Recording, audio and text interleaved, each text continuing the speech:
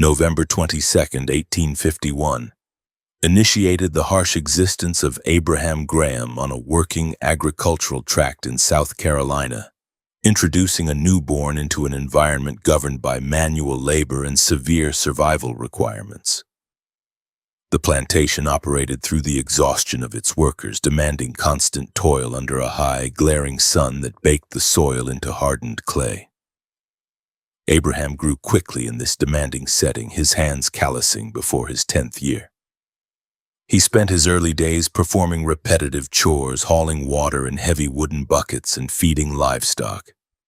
The humidity hung thick in the air, causing sweat to cling to homespun clothing. Disease frequently swept through the surrounding properties, claiming lives with brutal efficiency and teaching the young boy the fragile nature of human existence.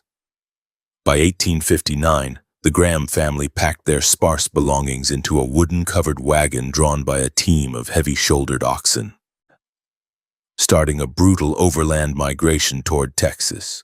The wagon wheels, rimmed with iron bands, ground against rocks and sank deep into rutted mud trails. Abraham walked alongside the slow-moving beasts for hundreds of miles, his bare feet developing thick soles from constant friction against the unforgiving terrain. Rainstorms frequently battered the exposed convoy, turning the dirt paths into impassable quagmires that required hours of manual labor to free the bogged wagon. Rations consisted of dried, salted pork and hard biscuits, chewed slowly to suppress the constant gnawing of hunger. The family eventually arrived in Limestone County, Texas, an unforgiving expanse of rolling plains and dense thickets of scrub oak. They claimed a parcel of untouched land and immediately began the grueling process of constructing a homestead from the surrounding timber. Abraham swung a heavy iron axe daily, felling trees and stripping bark until his muscles burned and his palms blistered. The family built a rudimentary cabin with a dirt floor, sealing the gaps between the logs with a mixture of mud and dry grass to block the howling winter winds. Water had to be drawn from a distant creek, requiring multiple trips daily through tall grass that concealed venomous rattlesnakes and aggressive wild hogs. As Abraham matured into his teenage years, the brutal realities of the post-war frontier shaped his perspective on survival and authority. Following the surrender at Appomattox, Texas fell under the control of federal occupation forces and the newly formed state police, creating an atmosphere of deep resentment among the local population.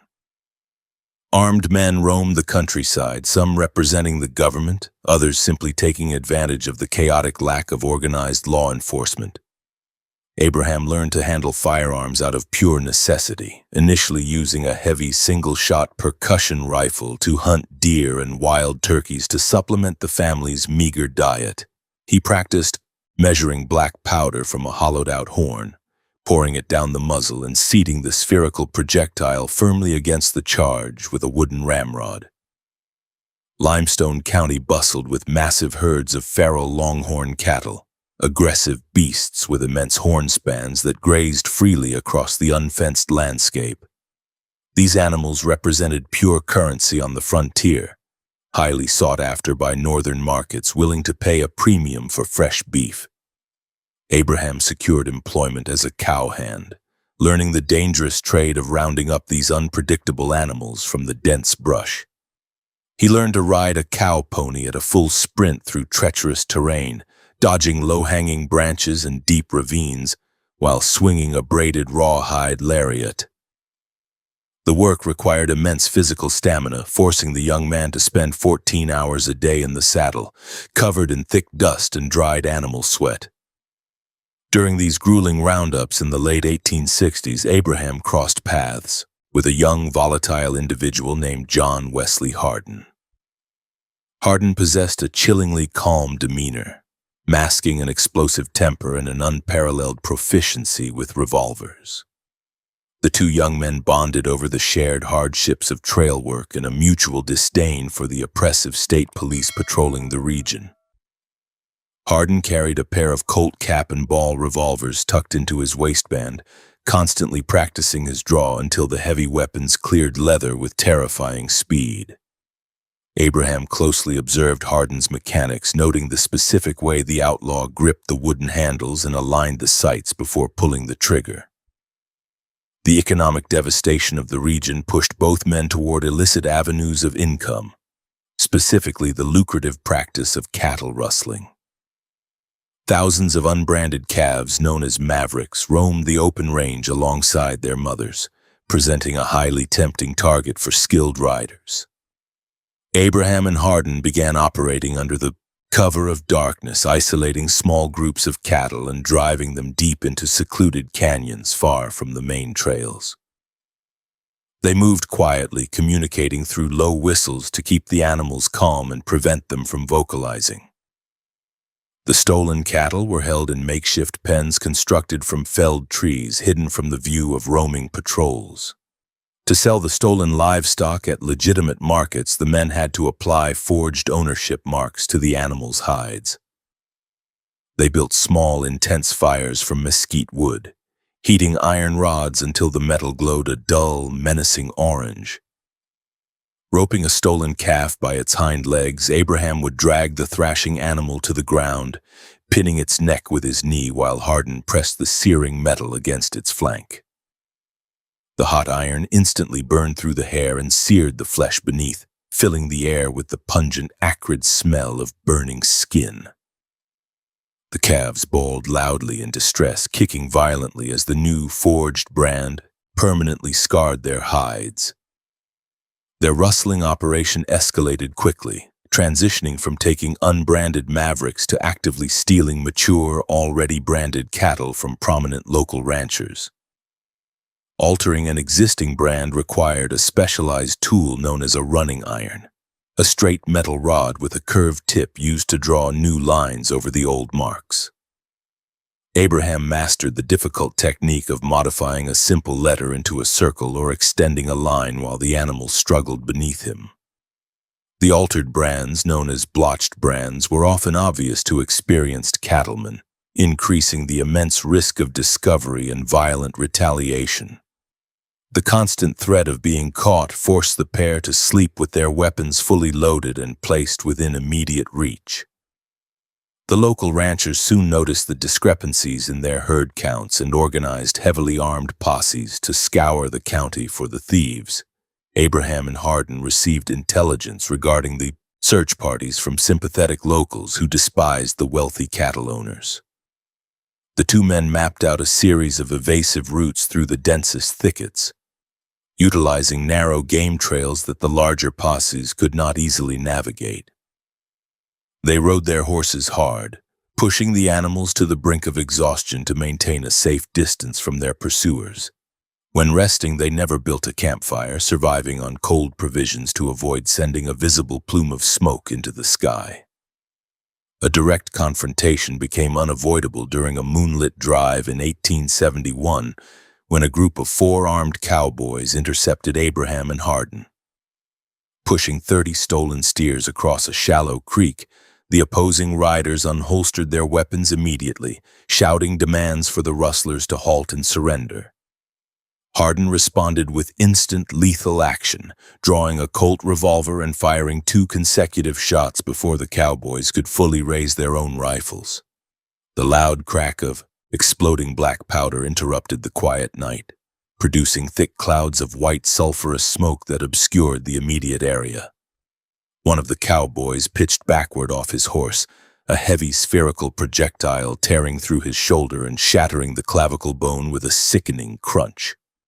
Chaos erupted as the remaining cowboys returned fire, unleashing a barrage of shots that struck the water and kicked up plumes of wet sand. Abraham spurred his horse forward, drawing his own percussion revolver and firing blindly toward the muzzle flashes in the darkness. He felt the intense vibration of the weapon in his hand, the heavy recoil pushing his arm upward with each pull of the trigger. A loud whirring sound passed mere inches from his ear, a clear indication of a hostile projectile narrowly missing his skull. The stolen cattle panicked, stampeding in all directions and creating a massive cloud of kicked-up dirt that provided the rustlers with a crucial visual screen. Utilizing the confusion, Abraham and Harden spurred their mounts up the steep embankment, galloping into the protective cover of a dense cedar grove. They rode relentlessly for 3 hours, putting miles of difficult terrain between themselves and the ambush site. The adrenaline of the shootout eventually faded, replaced by the stark realization that their identities were now likely known to the local authorities. The injured cowboy would undoubtedly report the incident, prompting the deployment of state police forces with official warrants for their arrest. Abraham understood that returning to his family's homestead would bring heavily armed lawmen directly to their doorstep.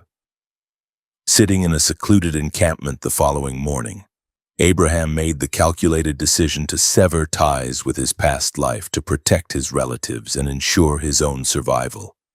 He discarded the name Abraham Graham entirely, adopting the alias John Collins to obscure his true identity.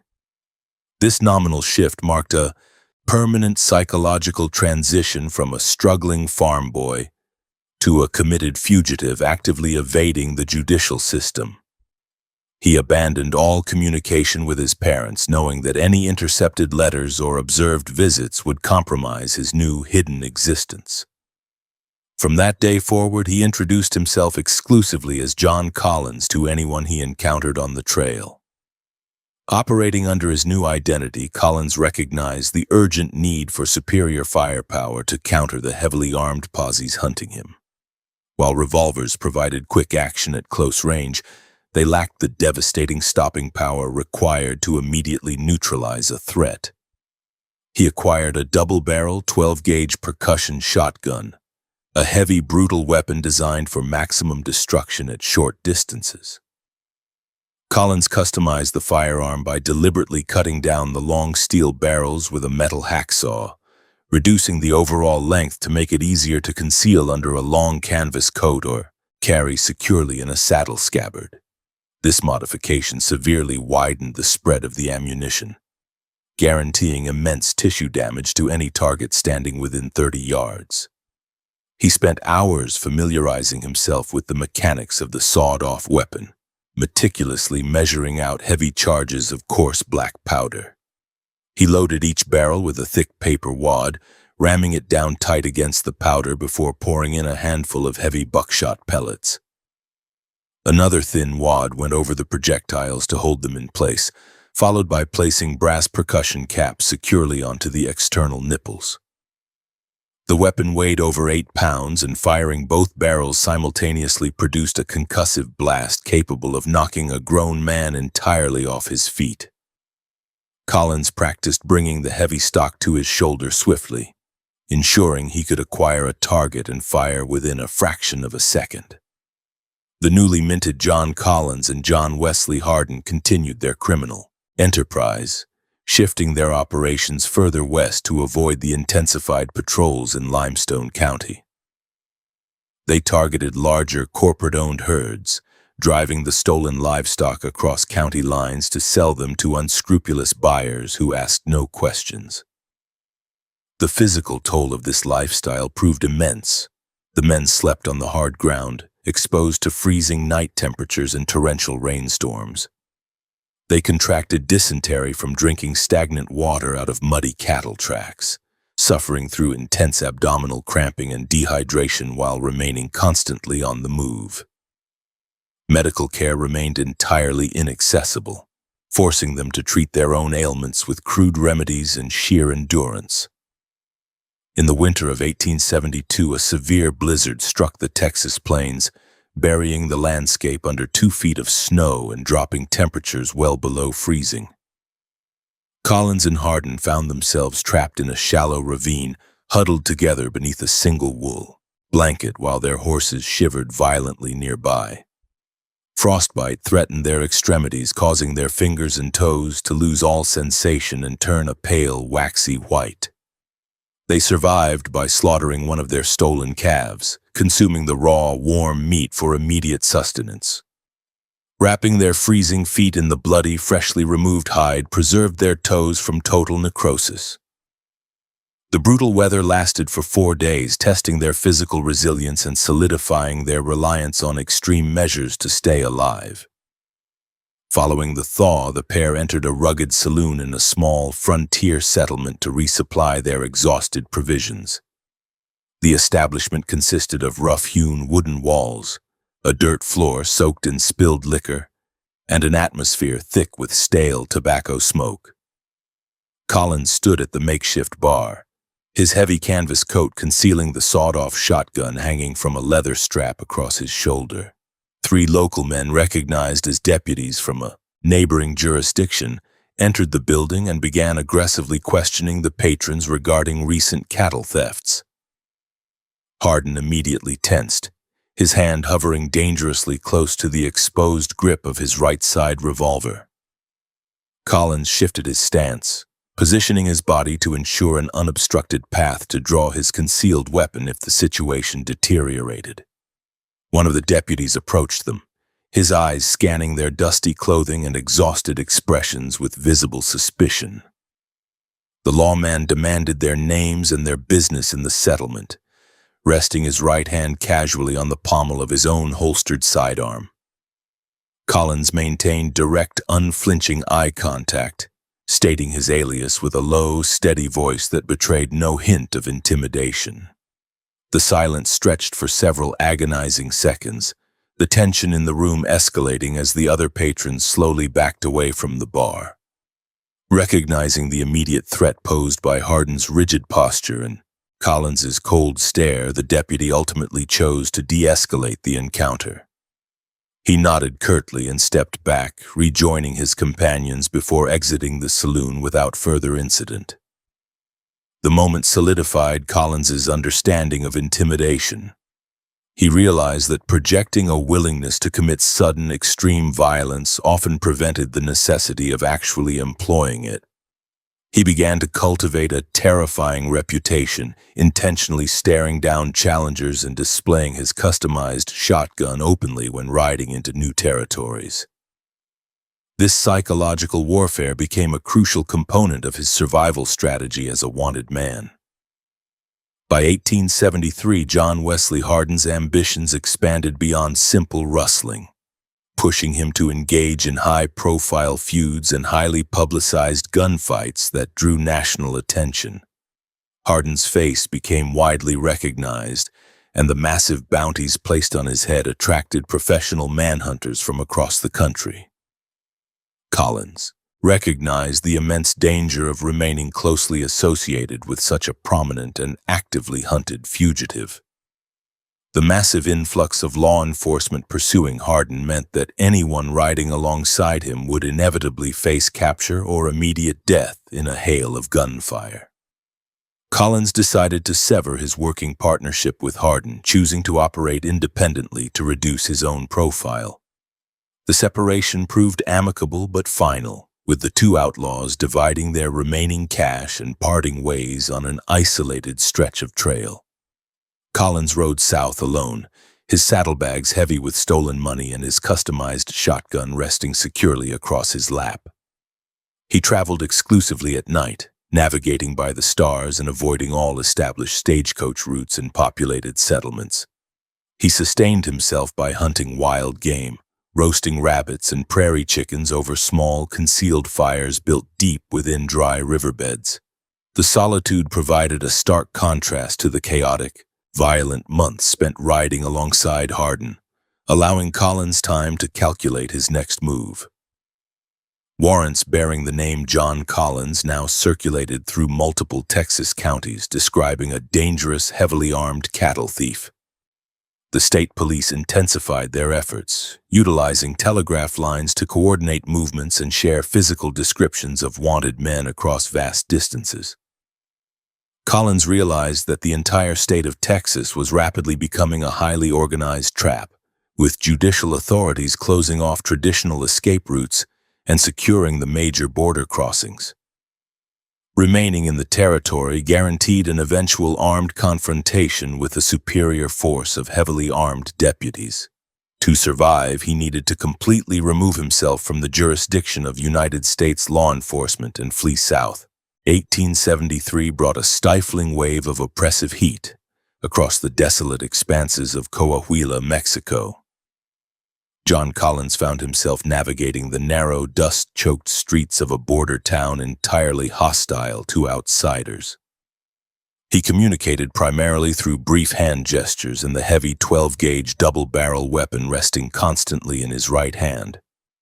The unforgiving sun baked the adobe structures, radiating a severe heat that cracked the dry earth beneath his worn leather boots. Survival dictated remaining constantly vigilant in cantinas where violent disagreements routinely ended in spilled blood soaking into the packed dirt floors. The stolen Texas currency padding his pockets began to thin rapidly, consumed by exorbitant prices demanded by opportunistic merchants. Local authorities operated under a system of overt corruption, requiring constant bribes just to sit undisturbed in the shadowed corners of the town square. Collins watched heavily armed factions of local warlords parade through the plaza, enforcing their own brutal laws with heavy machetes and aging percussion rifles. The constant threat of being robbed by these militias forced him to sleep in abandoned stables, resting with one hand firmly grasping the wooden stock of his firearm. Dysentery and cholera ravaged the impoverished communities, spreading rapidly through contaminated communal wells. He witnessed emaciated men collapsing in the streets, their bodies shutting down from severe dehydration and rampant internal infection. Medical treatment simply did not exist for a transient foreigner, making a single cup of tainted water a potential death sentence. The daily diet of roasted goat and ground maize offered little sustenance to maintain his physical strength. His muscle mass deteriorated, leaving him gaunt and severely fatigued under the relentless Mexican sun. Desperation ultimately outweighed the fear of outstanding warrants, prompting a calculated decision to recross the international boundary. He purchased a lean, raw-boned horse from a desperate farmer, trading his last silver coins for the animal and a meager supply of dried provisions. Navigating by the positioning of the constellations, he rode under the cover of utter darkness toward the winding currents of the Rio Grande. The crossing proved treacherous, the river swollen from distant mountain storms, dragging the struggling horse downstream before its hooves finally found purchase on the Texas mud. Dawn revealed the unforgiving terrain of the Uvalde frontier, a vast expanse of limestone canyons and impenetrable cedar breaks. This region operated completely outside the control of the state government in Austin, existing as a lawless buffer zone between civilization and sheer anarchy. Roving bands of indigenous warriors and organized rings of Anglo-rustlers utilized the jagged canyons to hide stolen herds and launch devastating raids. The isolated ranchers living in this territory faced constant sieges, their properties frequently reduced to burned wooden structures and scattered debris. State law enforcement proved entirely ineffective in securing the Uvalde region, leaving the scattered settlers to fend for themselves against overwhelming aggression. The newly formed state police forces focused their resources on pacifying the eastern population centers, largely ignoring the blood-soaked realities of the western counties. Desperate citizens recognized survival depended entirely on forming their own organized resistance. Prominent cattle owners pooled their financial resources to fund heavily armed civilian militias, operating under zero official oversight or legal restrictions.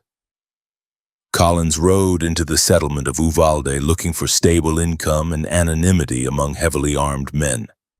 The town consisted of hastily constructed wooden storefronts and a sprawling corral system designed to hold massive cattle herds.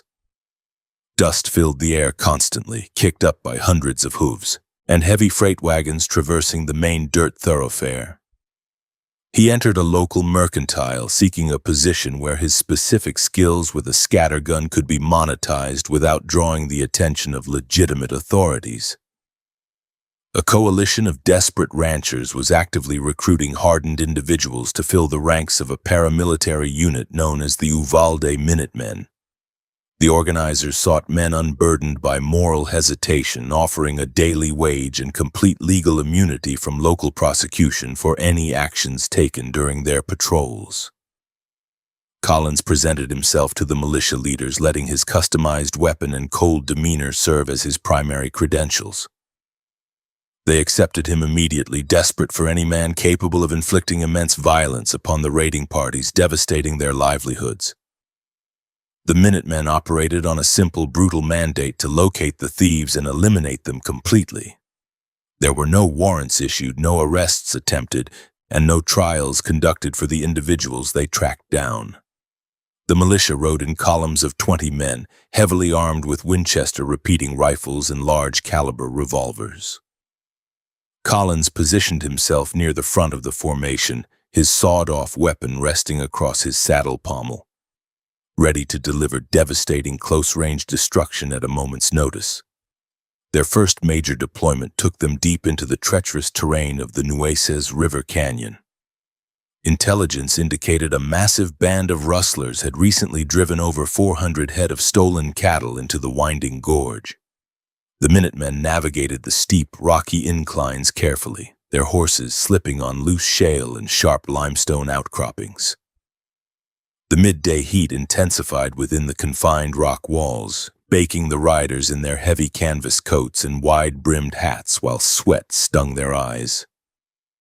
A forward scout returned with visual confirmation of the rustlers' encampment, situated in a wide basin heavily fortified by thick mesquite trees. The militia commanders opted for a direct, overwhelming assault, utilizing the element of total surprise to decimate the opposing force. Collins dismounted, checking the heavy loads of buckshot in both barrels of his weapon and pressing fresh brass caps onto the external nipples. He moved forward on foot alongside a dozen other men, utilizing the dense brush to conceal their coordinated approach. The rustlers sat around a series of low fires, entirely unaware of the armed force creeping through the surrounding foliage. Empty whiskey bottles and discarded tin plates littered the dirt around them, indicating a false sense of absolute security. The militia commander raised a heavy Sharps rifle, drawing a sight on a man casually tossing a rope over a wooden corral fence. The deafening roar of the heavy buffalo rifle shattered the afternoon silence, instantly tearing a massive hole through the rustler's torso. Chaos consumed the basin as the Minutemen unleashed a relentless barrage of rifle fire from the tree line. Bullets struck the campfires, showering the panicked thieves in sparks and burning embers while splintering the wooden corral posts. The rustlers scrambled for their weapons, returning disorganized fire into the dense brush without acquiring specific targets. Men screamed as heavy projectiles shattered their limbs and tore through vital organs, staining the dry earth in dark, expanding pools of crimson blood. Collins advanced steadily through the thick powder smoke, his eyes tracking a pair of desperate men attempting to mount their terrified horses. He closed the distance to 20 yards, raising the heavy twin barrels to his shoulder in one fluid, practiced motion. He pulled the front trigger, igniting the massive powder charge and sending a spreading cluster of heavy spherical projectiles tearing through the air. The concussive blast echoed violently off the canyon walls, generating a thick cloud of white, sulfurous smoke that momentarily blinded him. The destructive force of the shotgun blast struck the nearest man directly in the chest and neck. The heavy buckshot ripped through muscle and bone with devastating efficiency, collapsing his trachea and shattering his collarbone instantly. Blood sprayed outward in a fine red mist, coating the side of the panicked horse before the man crumpled lifelessly into the dirt. The sheer physical trauma of the impact showcased the gruesome efficiency of the customized weapon at close range. The second rustler witnessed the horrific demise of his companion and immediately dropped his rifle, raising both hands high in the air. The Minutemen operated under a strict policy of taking 0 prisoners, viewing surrendered men as a logistical burden and a future threat. Another militia member stepped forward, raising a Winchester repeater and firing a single shot directly into the center of the surrendering man's face. The execution was swift, brutal, and entirely indicative of the unforgiving nature of the Uvalde frontier conflict. The skirmish lasted less than 10 minutes, concluding with 11 rustlers dead and the remaining survivors fleeing desperately into the jagged hills. The Minutemen systematically walked through the carnage, verifying the deaths and claiming any usable weapons or ammunition from the corpses. Collins remained emotionally detached, mechanically reloading his empty barrel while stepping over the mangled remains of his victim. The brutality of the encounter solidified his understanding that survival in this territory demanded absolute, unhesitating ruthlessness without a single ounce of remorse. They spent the remainder of the afternoon gathering the scattered herd, driving the stolen cattle back toward the legitimate pastures of the Uvalde ranchers. The return journey proved arduous, pushing the stubborn animals up steep embankments and through dense, thorny chaparral. The militia rode with a newfound sense of grim satisfaction, having successfully executed their violent mandate and sent a clear message to other organized bands. Collins earned his first full week of wages in Texas silver, securing a temporary position of value within the community. Throughout the brutal summer, the Minutemen engaged in a relentless campaign of intimidation and swift executions across the county. They tracked stolen herds across vast distances, utilizing skilled trackers to read the disrupted soil and broken vegetation. The continuous riding took a severe physical toll, saddle sores forming on their thighs and deep exhaustion setting into their bones.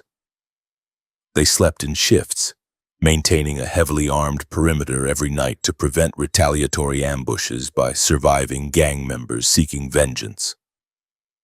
Collins's reputation within the militia grew significantly, his proficiency with the short-barreled weapon making him highly effective in close-quarters canyon combat.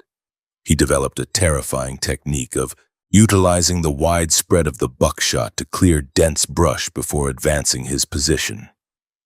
Fellow riders began referring to him exclusively by his weapon of choice, the moniker firmly attaching itself to his chosen alias. The name served as a potent warning, preceding him into settlements and deterring those considering a challenge to the militia's authority. A particularly grueling patrol in late August brought the company into direct conflict with a well-entrenched group of cattle thieves occupying an abandoned Spanish mission. The crumbling stone walls provided excellent defensive cover, forcing the militia into a protracted siege under a blistering afternoon sun. The rustlers utilized long-range rifles to keep the Minutemen pinned behind a dry riverbank, preventing any direct frontal assault. Canteens quickly ran dry, and the intense heat threatened to break the militia's physical endurance and collective resolve. Recognizing the stalemate, the commander ordered a flanking maneuver under the cover of a rare, intense rain squall sweeping across the plains. Collins joined a small detachment tasked with crawling through a muddy depression to reach the rear wall of the ruined structure. The heavy rain instantly turned the dirt into thick, clinging mud that coated their clothing and threatened to foul their percussion caps. They moved inches at a time, keeping their bodies pressed flat against the saturated earth to avoid incoming rifle fire. Reaching the crumbling adobe wall, Collins positioned himself near a wide breach in the stonework. He waited for a loud crack of thunder to mask the sound of his movement, stepping into the opening with his weapon raised and ready. 3 men huddled inside, desperately attempting to keep their powder dry beneath a massive canvas tarp. Collins did not issue a warning or demand a surrender, firing both barrels in rapid succession into the confined space. The deafening roar of the twin blasts amplified against the stone walls, creating a concussive shockwave that physically rattled the remaining teeth in his jaw. The sheer volume of projectiles swept through the small enclosure, obliterating the wooden support beams holding up the canvas tarp. The heavy fabric collapsed downward, pinning the men beneath a tangled mess of rope and shattered wood. Muffled groans emanated from the wreckage, soon silenced by a secondary volley of rifle fire from the advancing Minutemen entering the courtyard. Securing the ruins yielded a massive cache of stolen silver and heavily modified branding irons used to alter ownership marks. The militia confiscated the wealth, distributing it equally among the participating riders as a bonus for their successful operation. Collins took his share in solid coinage, wrapping the heavy silver pieces tightly in a leather pouch hidden deep within his saddlebags. The influx of wealth provided a temporary buffer against starvation, but also increased the inherent danger of traveling alone. The escalating violence employed by the Minutemen eventually drew the unwanted attention of the state authorities residing in Austin. Reports of extrajudicial killings and uncontrolled vigilante justice reached the governor's desk, prompting demands for immediate state intervention. Newly organized companies of official lawmen received orders to travel west and forcibly disband the unregulated militias operating in the Uvalde sector. The arrival of legitimate law enforcement signaled the inevitable end of the civilian group's absolute authority over the region. The militia commanders convened a final meeting behind a heavily guarded barn, distributing the remaining funds and formally dissolving the organization.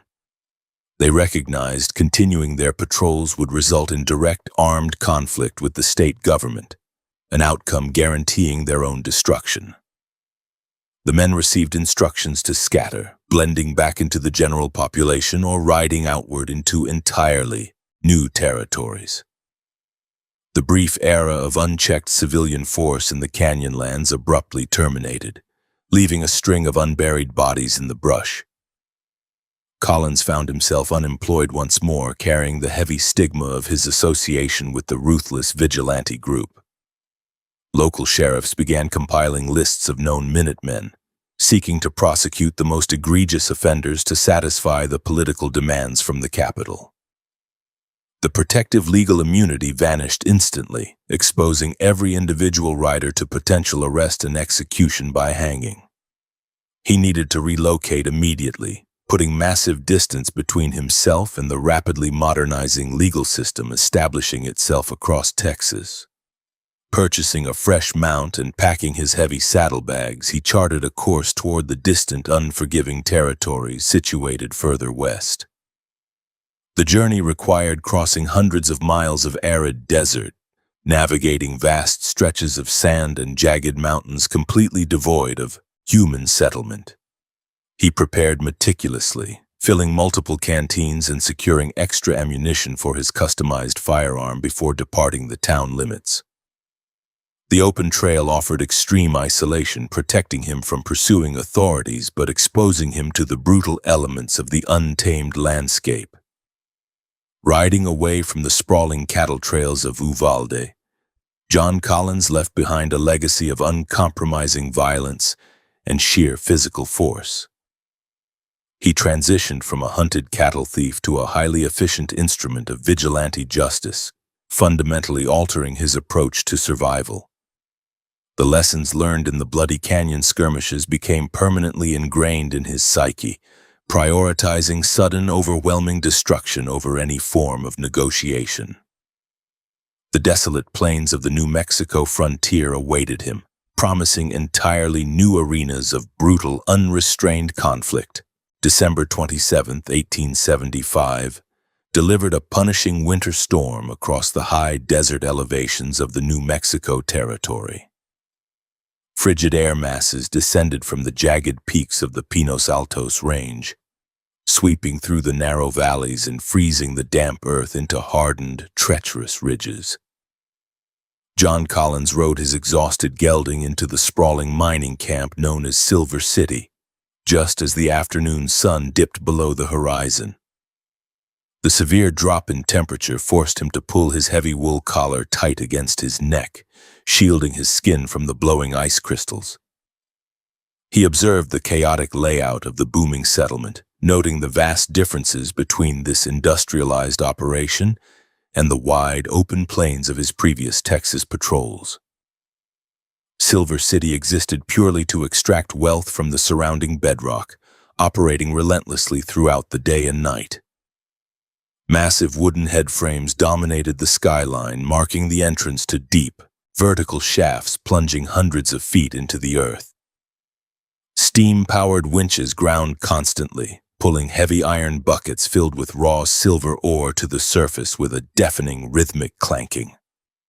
Heavy iron rock crushers pounded the retrieved stone into fine dust, creating a continuous mechanical roar that vibrated through the ground. The air tasted heavily of sulfur and burned coal, coating the back of the throat with a gritty, inescapable residue. Plumes of thick black smoke rose from the smelting furnaces, staining the low-hanging winter clouds a sickly shade of gray. The streets consisted of churned mud, currently frozen into ankle-twisting ruts by the severe cold front moving across the plateau.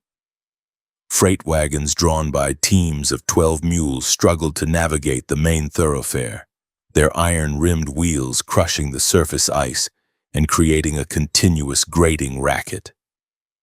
Miners covered in rock dust and dried sweat moved rapidly between the saloons and boarding houses, their faces reflecting the grueling physical toll of subterranean labor.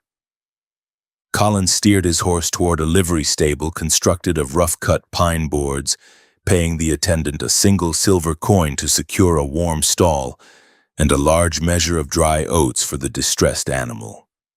Seeking shelter from the biting wind, he carried his heavy leather saddlebags and his customized short-barreled shotgun down the wooden boardwalk toward the center of the commercial district.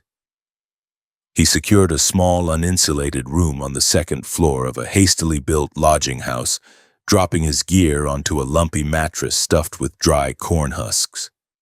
The thin walls offered zero protection from the raucous noise bleeding up from the street below, but the space provided a secure location to clean and maintain his firearms. He spent the early evening systematically disassembling his weapon, wiping away the accumulated condensation with a heavily oiled rag to prevent rust from forming on the internal firing mechanisms. Funding his continued survival required immediate income, prompting Collins to explore the numerous gambling establishments lining the main avenue. These saloons operated as the primary economic centers for the transient miners, absorbing their hard-earned wages through fast-paced games of chance and overpriced, low-quality liquor. He entered a cavernous building called the Exchange, pushing through a set of heavy wooden swinging doors that scraped loudly against the uneven floorboards. The interior heat hit him instantly, generated by two large pot-belly stoves burning piñon wood and the combined body heat of 50 unwashed men crowding the space. Kerosene lanterns hung from the exposed ceiling joists by thick metal chains, casting a harsh yellow illumination over the crowded felt-covered tables. A dense haze of cheap cigar smoke hung suspended in the stagnant air, burning the eyes and leaving a distinctly sour taste on the tongue. Collins ordered a glass of raw, rye whiskey from the long mahogany bar, standing with his back firmly pressed against the solid wooden wall to maintain a clear line of sight across the entire room. He cradled his shotgun discreetly beneath his long canvas duster, his right hand resting comfortably near the double triggers. He watched the steady flow of currency across the Faro and Monte tables, assessing the patrons for potential threats or lucrative opportunities. The clientele consisted primarily of exhausted laborers seeking temporary relief from the brutal, dangerous conditions of the deep mine shafts. However, a specific individual dominated the center of the room, loudly berating a frightened dealer over a lost wager and disrupting the normal flow of commerce. This man, known locally as James Smith, possessed a massive physical frame built by years of swinging heavy sledgehammers against solid, unyielding rock. Smith wore a thick canvas coat heavily stained with dried mud and axle grease, his face obscured by a dense, unkempt beard containing remnants of his last meal. He consumed massive quantities of alcohol, utilizing his sheer size and highly aggressive demeanor to intimidate the smaller men sharing his card table. He slammed a heavy, scarred fist down onto the green felt, scattering a tall stack of wooden chips and demanding a full refund for a hand he clearly lost. The dealer, a slight man wearing a green fabric visor, shrank back in genuine terror, looking desperately toward the bar for assistance that did not arrive. Collins remained stationary against the wall, sipping his harsh liquor and observing the rapidly escalating situation with detached, silent calculation. He recognized the highly volatile mixture of severe intoxication and fragile ego driving Smith's increasingly erratic and aggressive behavior. The large miner turned his attention away from the trembling dealer, his bloodshot eyes scanning the crowded room for a new target to vent his immense frustration upon. His gaze eventually locked onto the solitary figure standing quietly by the bar, perceiving Collins' silent observation as a direct, intolerable insult requiring immediate physical correction. Pushing his chair back with a loud, abrasive scrape, Smith stood up to his full height, knocking a half-empty bottle of whiskey onto the sawdust-covered floor. The glass shattered outward, but the sharp noise barely registered over the heavy thud of the miner's boots as he aggressively closed the distance toward the bar. The surrounding patrons quickly recognized the impending violence, rapidly backing away from the immediate area to avoid becoming accidental collateral damage in the dispute. They abandoned their drinks and their active wagers, creating a wide, entirely empty semicircle around the two men. Smith stopped a mere 3 paces away, his broad chest heaving as he hurled a relentless string of vulgar insults at the motionless stranger. He loudly mocked Collins's quiet posture and demanded to know the specific reason for his staring, his voice carrying a raspy, deeply threatening edge.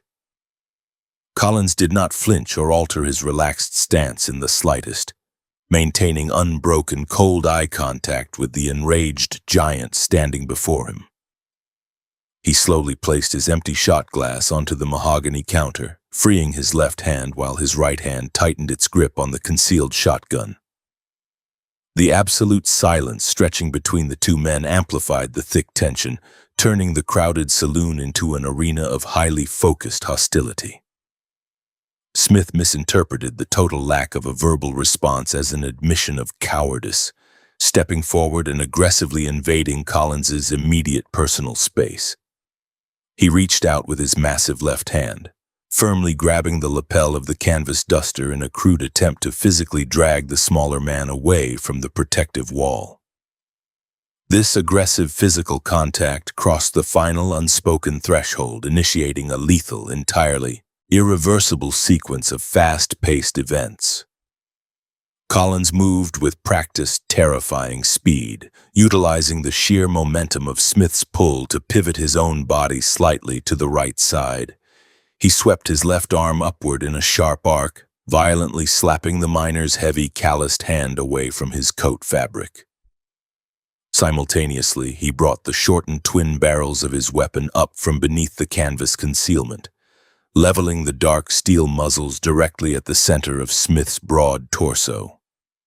The sudden, unexpected appearance of the devastating firearm caused a collective, audible gasp to ripple quickly through the observing crowd. Smith's eyes widened in sudden realization, the alcohol-fueled rage instantly evaporating into stark, unadulterated panic as he stared down the twin bores. He desperately lunged toward his right hip, his thick fingers clawing clumsily at the heavy leather flap securing his own holstered revolver. The mechanical action required to unholster and aim the weapon proved entirely too slow to counter the already leveled shotgun pointed directly at his chest. Collins did not hesitate for a fraction of a second, firmly squeezing the front trigger and igniting the massive charge of coarse black powder seated in the right barrel. A blinding flash of orange fire erupted outward from the muzzle, illuminating the darkened corner of the saloon for a brief fraction of a second. The deafening concussion slammed into the sensitive eardrums of everyone present, rattling the hanging glass lanterns and heavily vibrating the liquor bottles stacked neatly behind the bar. A dense, rapidly expanding cloud of white sulfurous smoke instantly filled the narrow space between the two men, carrying the highly acrid stench of burnt potassium nitrate. The severe physical recoil pushed Collins backward slightly, his muscular shoulders absorbing the immense rearward force of the heavy blast. 9 heavy spherical projectiles tore through the air at supersonic speeds, striking James Smith squarely in the upper abdomen and lower chest area. The devastating impact of the buckshot completely shredded the thick canvas coat and instantly pulverized the rigid sternum and delicate ribcage lying beneath the fabric. The sheer kinetic energy generated by the blast lifted the massive miner entirely off his feet, propelling his heavy body backward through the air with sickening, unstoppable force. He crashed heavily onto a wooden poker table, severely splintering the thick oak planks before violently collapsing onto the dry, sawdust-covered floor. The severe physical trauma inflicted by the close-range blast proved catastrophic and produced an immediately fatal outcome for the aggressive miner. The heavy metal projectiles tore rapidly through vital organs, completely severing major internal arteries and causing massive, instantaneous hemorrhaging within the chest cavity. Dark crimson blood rapidly pooled beneath the motionless body, soaking deeply into the dry sawdust and spreading widely across the uneven wooden floorboards. Smith's arms twitched spasmodically for 2 brief seconds before all internal neurological function ceased completely, leaving his open eyes staring blankly toward the wooden ceiling joists. Complete silence descended upon the exchange saloon once again, broken only by the sharp metallic click of Collins calmly cocking the left hammer of his weapon. He stood completely still within the slowly dissipating cloud of thick powder smoke, his cold eyes scanning the terrified crowd for any signs of armed retaliation from Smith's associates. Not a single person moved to assist the fallen miner or openly challenge the man holding the smoking firearm near the bar.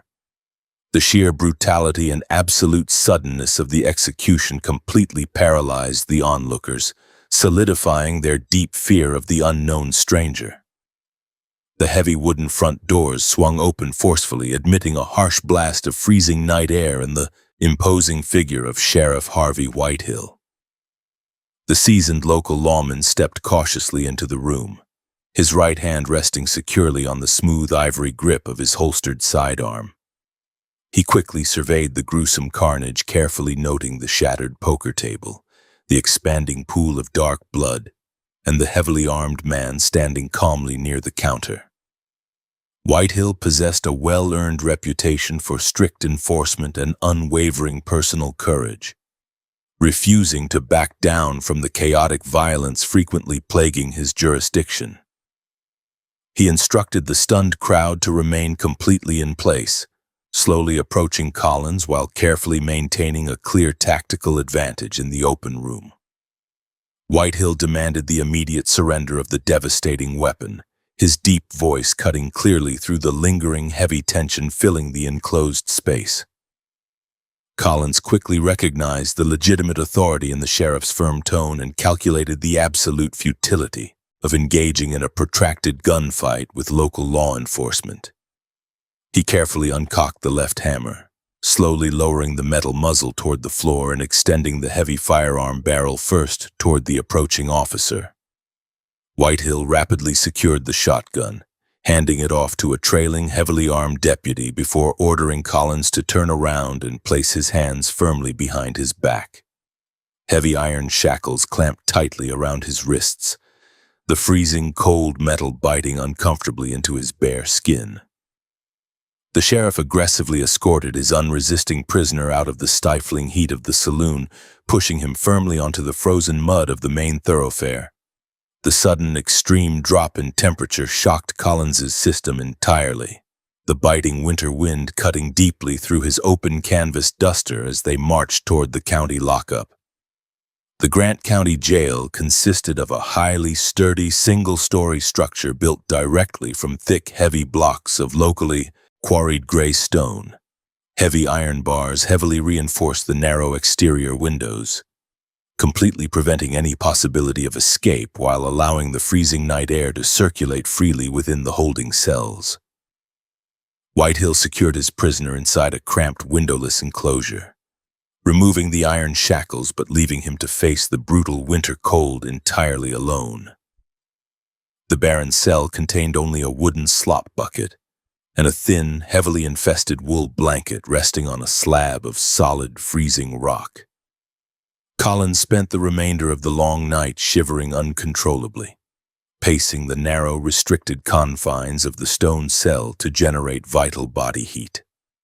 The initial adrenaline from the highly violent encounter faded completely away, rapidly replaced by deep physical exhaustion and a dull, throbbing ache in his right shoulder from the weapon's severe recoil.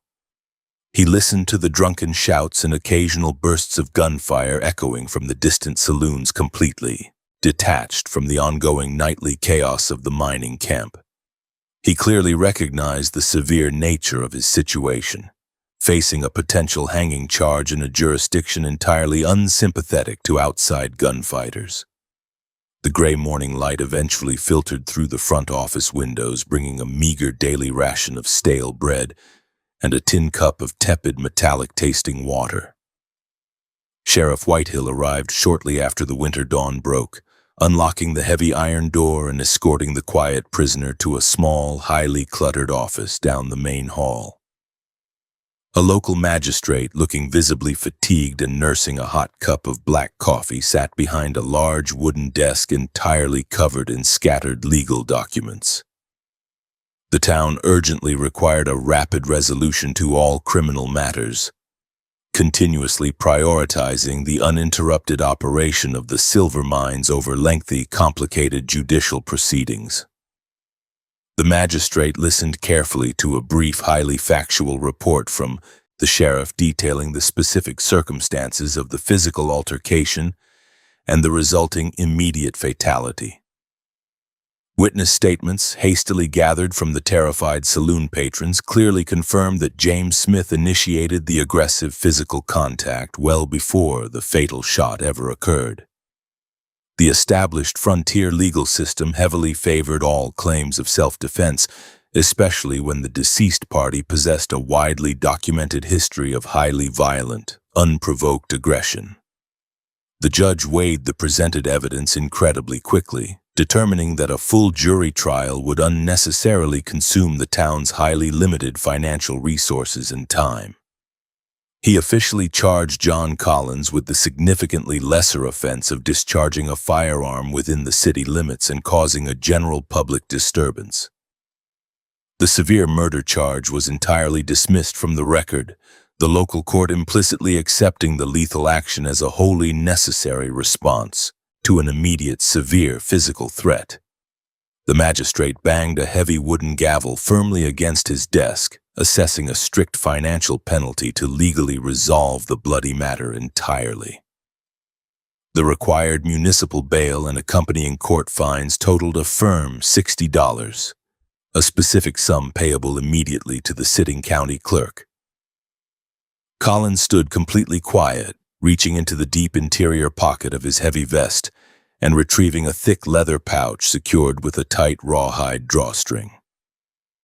He untied the complex knot and carefully counted out $60 in solid silver coins, stacking the heavy metal pieces neatly onto the rough edge of the judge's desk. The money represented a highly significant portion of his remaining personal funds, but it cleanly purchased his immediate freedom and legally cleared his permanent record of the brutal killing. The clerk issued a hastily handwritten receipt, heavily stamping it with the official ink seal of Grant County. Sheriff Whitehill returned the confiscated shotgun to its owner, strictly warning the gunfighter to avoid any further violent altercations while residing within the established town limits.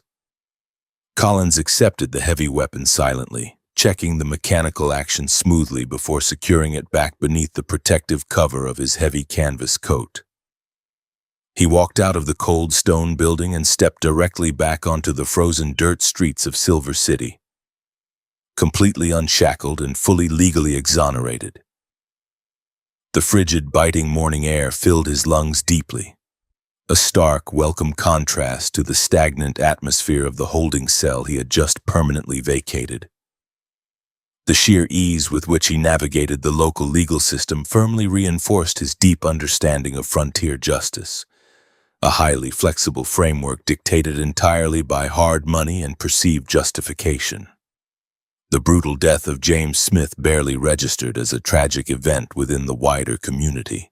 It merely served as another highly violent anecdote in the brutal daily existence of the mining camp.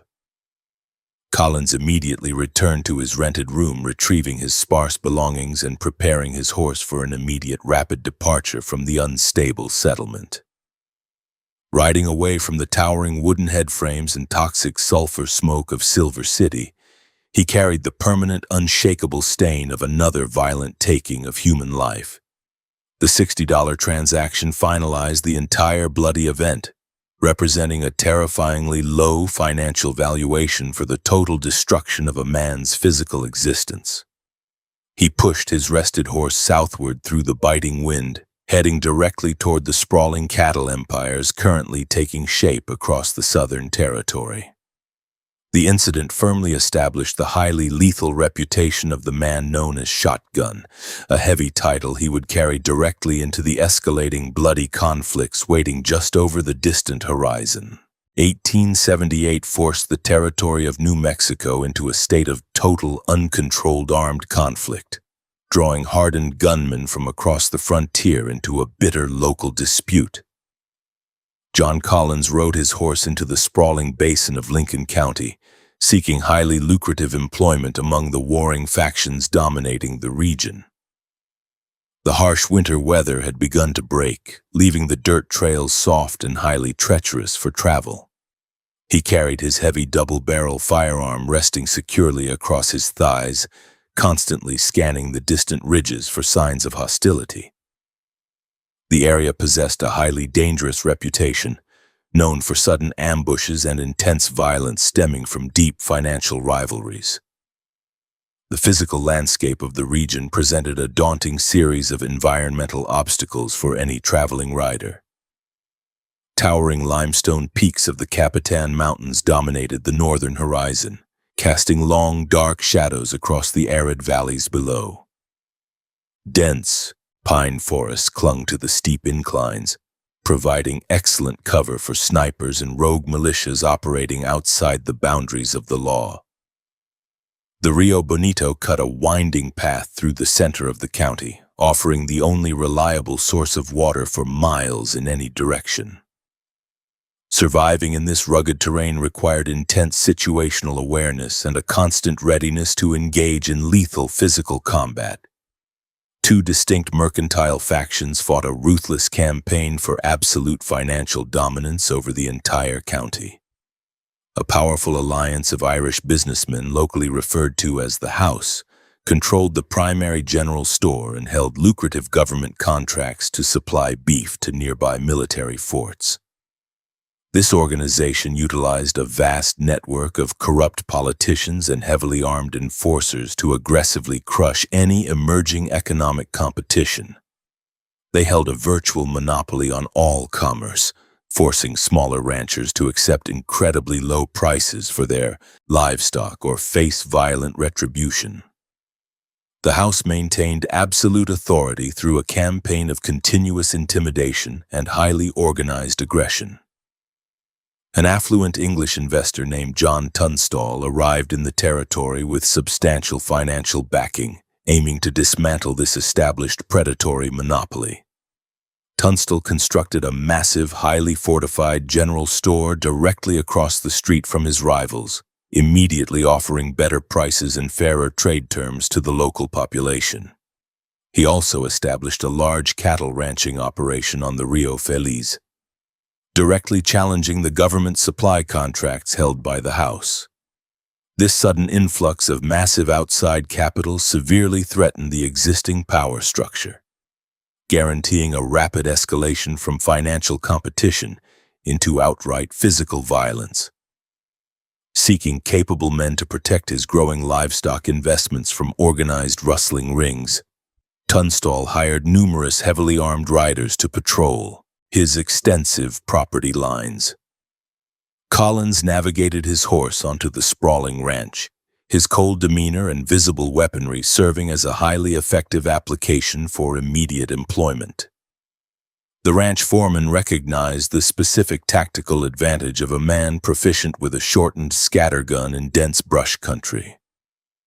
Collins accepted the position, securing a daily wage paid in solid silver and a secure bunk inside the heavily fortified sleeping quarters. He spent his initial days mapping the defensive perimeters and familiarizing himself with the rugged terrain surrounding the main house. Within the crowded, smoky confines of the bunkhouse, Collins encountered a remarkably young, highly energetic ranch hand named William H. Bonney. Bonney possessed a slender physical frame and a prominent overbite, masking a terrifyingly calm proficiency with firearms beneath a jovial exterior. The teenager spent hours practicing his draw, aggressively pulling a Colt revolver from its leather holster until the mechanical motion became entirely fluid and instinctive. Collins observed the young man closely, noting the stark contrast between Bonney's reliance on speed and his own reliance on massive, overwhelming, destructive force. Despite their differing methodologies, a mutual professional respect formed between the two hired enforcers. Bonney favored lightweight, single-action revolvers, relying entirely on rapid target acquisition and multiple shots to neutralize a threat. Collins maintained his unwavering dedication to the heavy 12-gauge double-barrel weapon, prioritizing maximum tissue damage at incredibly close ranges. During target practice behind the wooden corrals, Bonney would quickly pepper a tree trunk with 6 small projectiles in a matter of seconds. Collins would follow by stepping forward and entirely obliterating the remaining wood with a single deafening blast of heavy buckshot. The sheer kinetic energy of the shotgun frequently left the younger gunman staring in silent appreciation of the brutal weapon. The simmering economic tensions erupted into overt, highly visible violence on February 18th. John Tunstall departed his ranch with a small escort of hired men driving 9 horses toward the main settlement of Lincoln. A heavily armed, deputized posse completely aligned with the house intercepted the English merchant on a desolate stretch of dirt road. The attacking force heavily outnumbered Tunstall's small detail, utilizing the high ground to gain an immediate, overwhelming tactical advantage. Bonney and the other outriders found themselves completely separated from their employer, forced to take cover in the dense timber as the hostile posse descended upon the valley floor. The hostile riders closed the distance rapidly, discharging multiple rifles directly at the unarmed merchant. The fatal projectiles struck Tunstall squarely in the chest and head, the heavy impacts knocking him violently from his saddle onto the frozen earth. One of the deputies dismounted, approached the bleeding man and fired a final point-blank shot directly into Tunstall's skull to ensure a completely lethal outcome. They subsequently shot his horse, leaving the 2 bodies rotting together in the winter mud as a grotesque warning to anyone opposing the house. The sheer brutality of the unprovoked slaughter entirely shattered any remaining illusions of a peaceful resolution to the county conflict.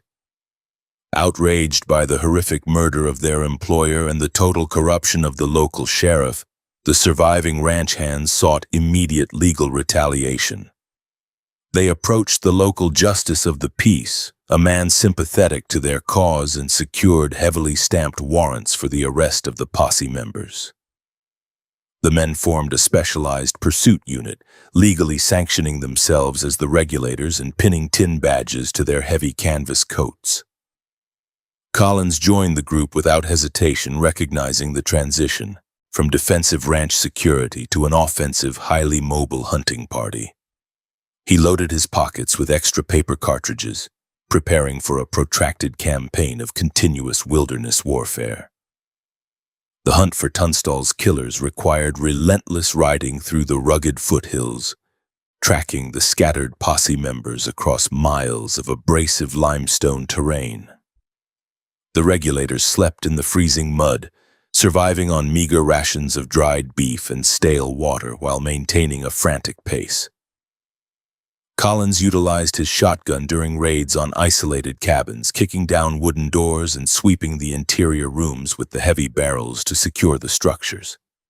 The constant physical exertion wore down their horses, forcing the men to frequently commandeer fresh mounts from sympathetic ranchers along the trail. The deep winter cold cracked their lips and numbed their extremities during the long night patrols. March 9th brought the regulators into direct violent contact with two prominent members of the rival posse hiding near the Rio Penasco. The resulting chase pushed the fugitives' horses to the absolute brink of total physical collapse, ending with a tense standoff in a shallow, rocky depression. Faced with overwhelming rifle fire from the surrounding ridges, the two men ultimately surrendered their weapons and submitted to the regulators' custody. The posse bound the prisoners' wrists tightly with rough hemp rope, forcing them back onto their exhausted horses for the long return journey to Lincoln. The atmosphere among the captors remained heavily toxic, filled with intense rage and a clear desire for immediate vengeance. The highly controversial executions occurred in a highly secluded, deeply shadowed canyon area, far from any established settlements. Accounts of the specific sequence of events varied wildly, but the brutal physical results remained entirely undisputed. Both prisoners sustained multiple fatal gunshot wounds to their torsos and heads, their bodies abandoned in the dense brush for local scavengers to consume. Collins maintained a peripheral security position during these specific killings, utilizing his heavy weapon to establish a wide perimeter and deter any potential rescue attempts. The blood soaked deeply into the sandy soil, marking a point of no return for the men wearing the makeshift badges. The territory's highest political official, Governor Samuel Axtell, responded to the escalating bloodshed by officially revoking the regulators' legal authority. He issued a highly public decree labeling the group as outlaws, invalidating their warrants and transforming them into active fugitives from the state. Stripped of their thin veneer of legitimate law enforcement, the men now faced pursuit by heavily armed cavalry units and rival civilian militias. The shift in legal status did not deter their violent campaign. It merely removed the final constraints holding back their highly aggressive tactics. Collins discarded his tin badge, relying entirely on his firearms to dictate the terms of his continued survival. April 1st presented a highly dangerous opportunity to strike directly at the core leadership of the opposing mercantile faction. The regulators formulated a highly coordinated plan to eliminate Sheriff William Brady, the corrupt official directly responsible for sanctioning Tunstall's murder. Collins, Bonney, and 4 other heavily armed men infiltrated the town of Lincoln under the cover of darkness, creeping through the muddy back alleys. They positioned themselves securely behind a thick adobe wall bordering the main dirt thoroughfare, utilizing the physical barrier to conceal their presence. The men waited for hours in the freezing mud, checking their actions and maintaining total unbroken silence as dawn slowly broke. Sheriff Brady walked down the center of the street accompanied by 4 armed deputies, entirely unaware of the lethal trap waiting just ahead. The lawmen moved casually, their boots sinking into the deep mud, completely confident in their absolute control over the settlement. Bonney rested the heavy barrel of his Winchester repeating rifle on the top edge of the adobe wall, carefully aligning the iron sights with the sheriff's broad chest. Collins stood directly beside him, his shotgun firmly braced against his right shoulder, keeping the twin muzzles trained on the trailing deputies. The tension in the cold morning air reached an agonizing peak as the targets walked directly into the designated kill zone.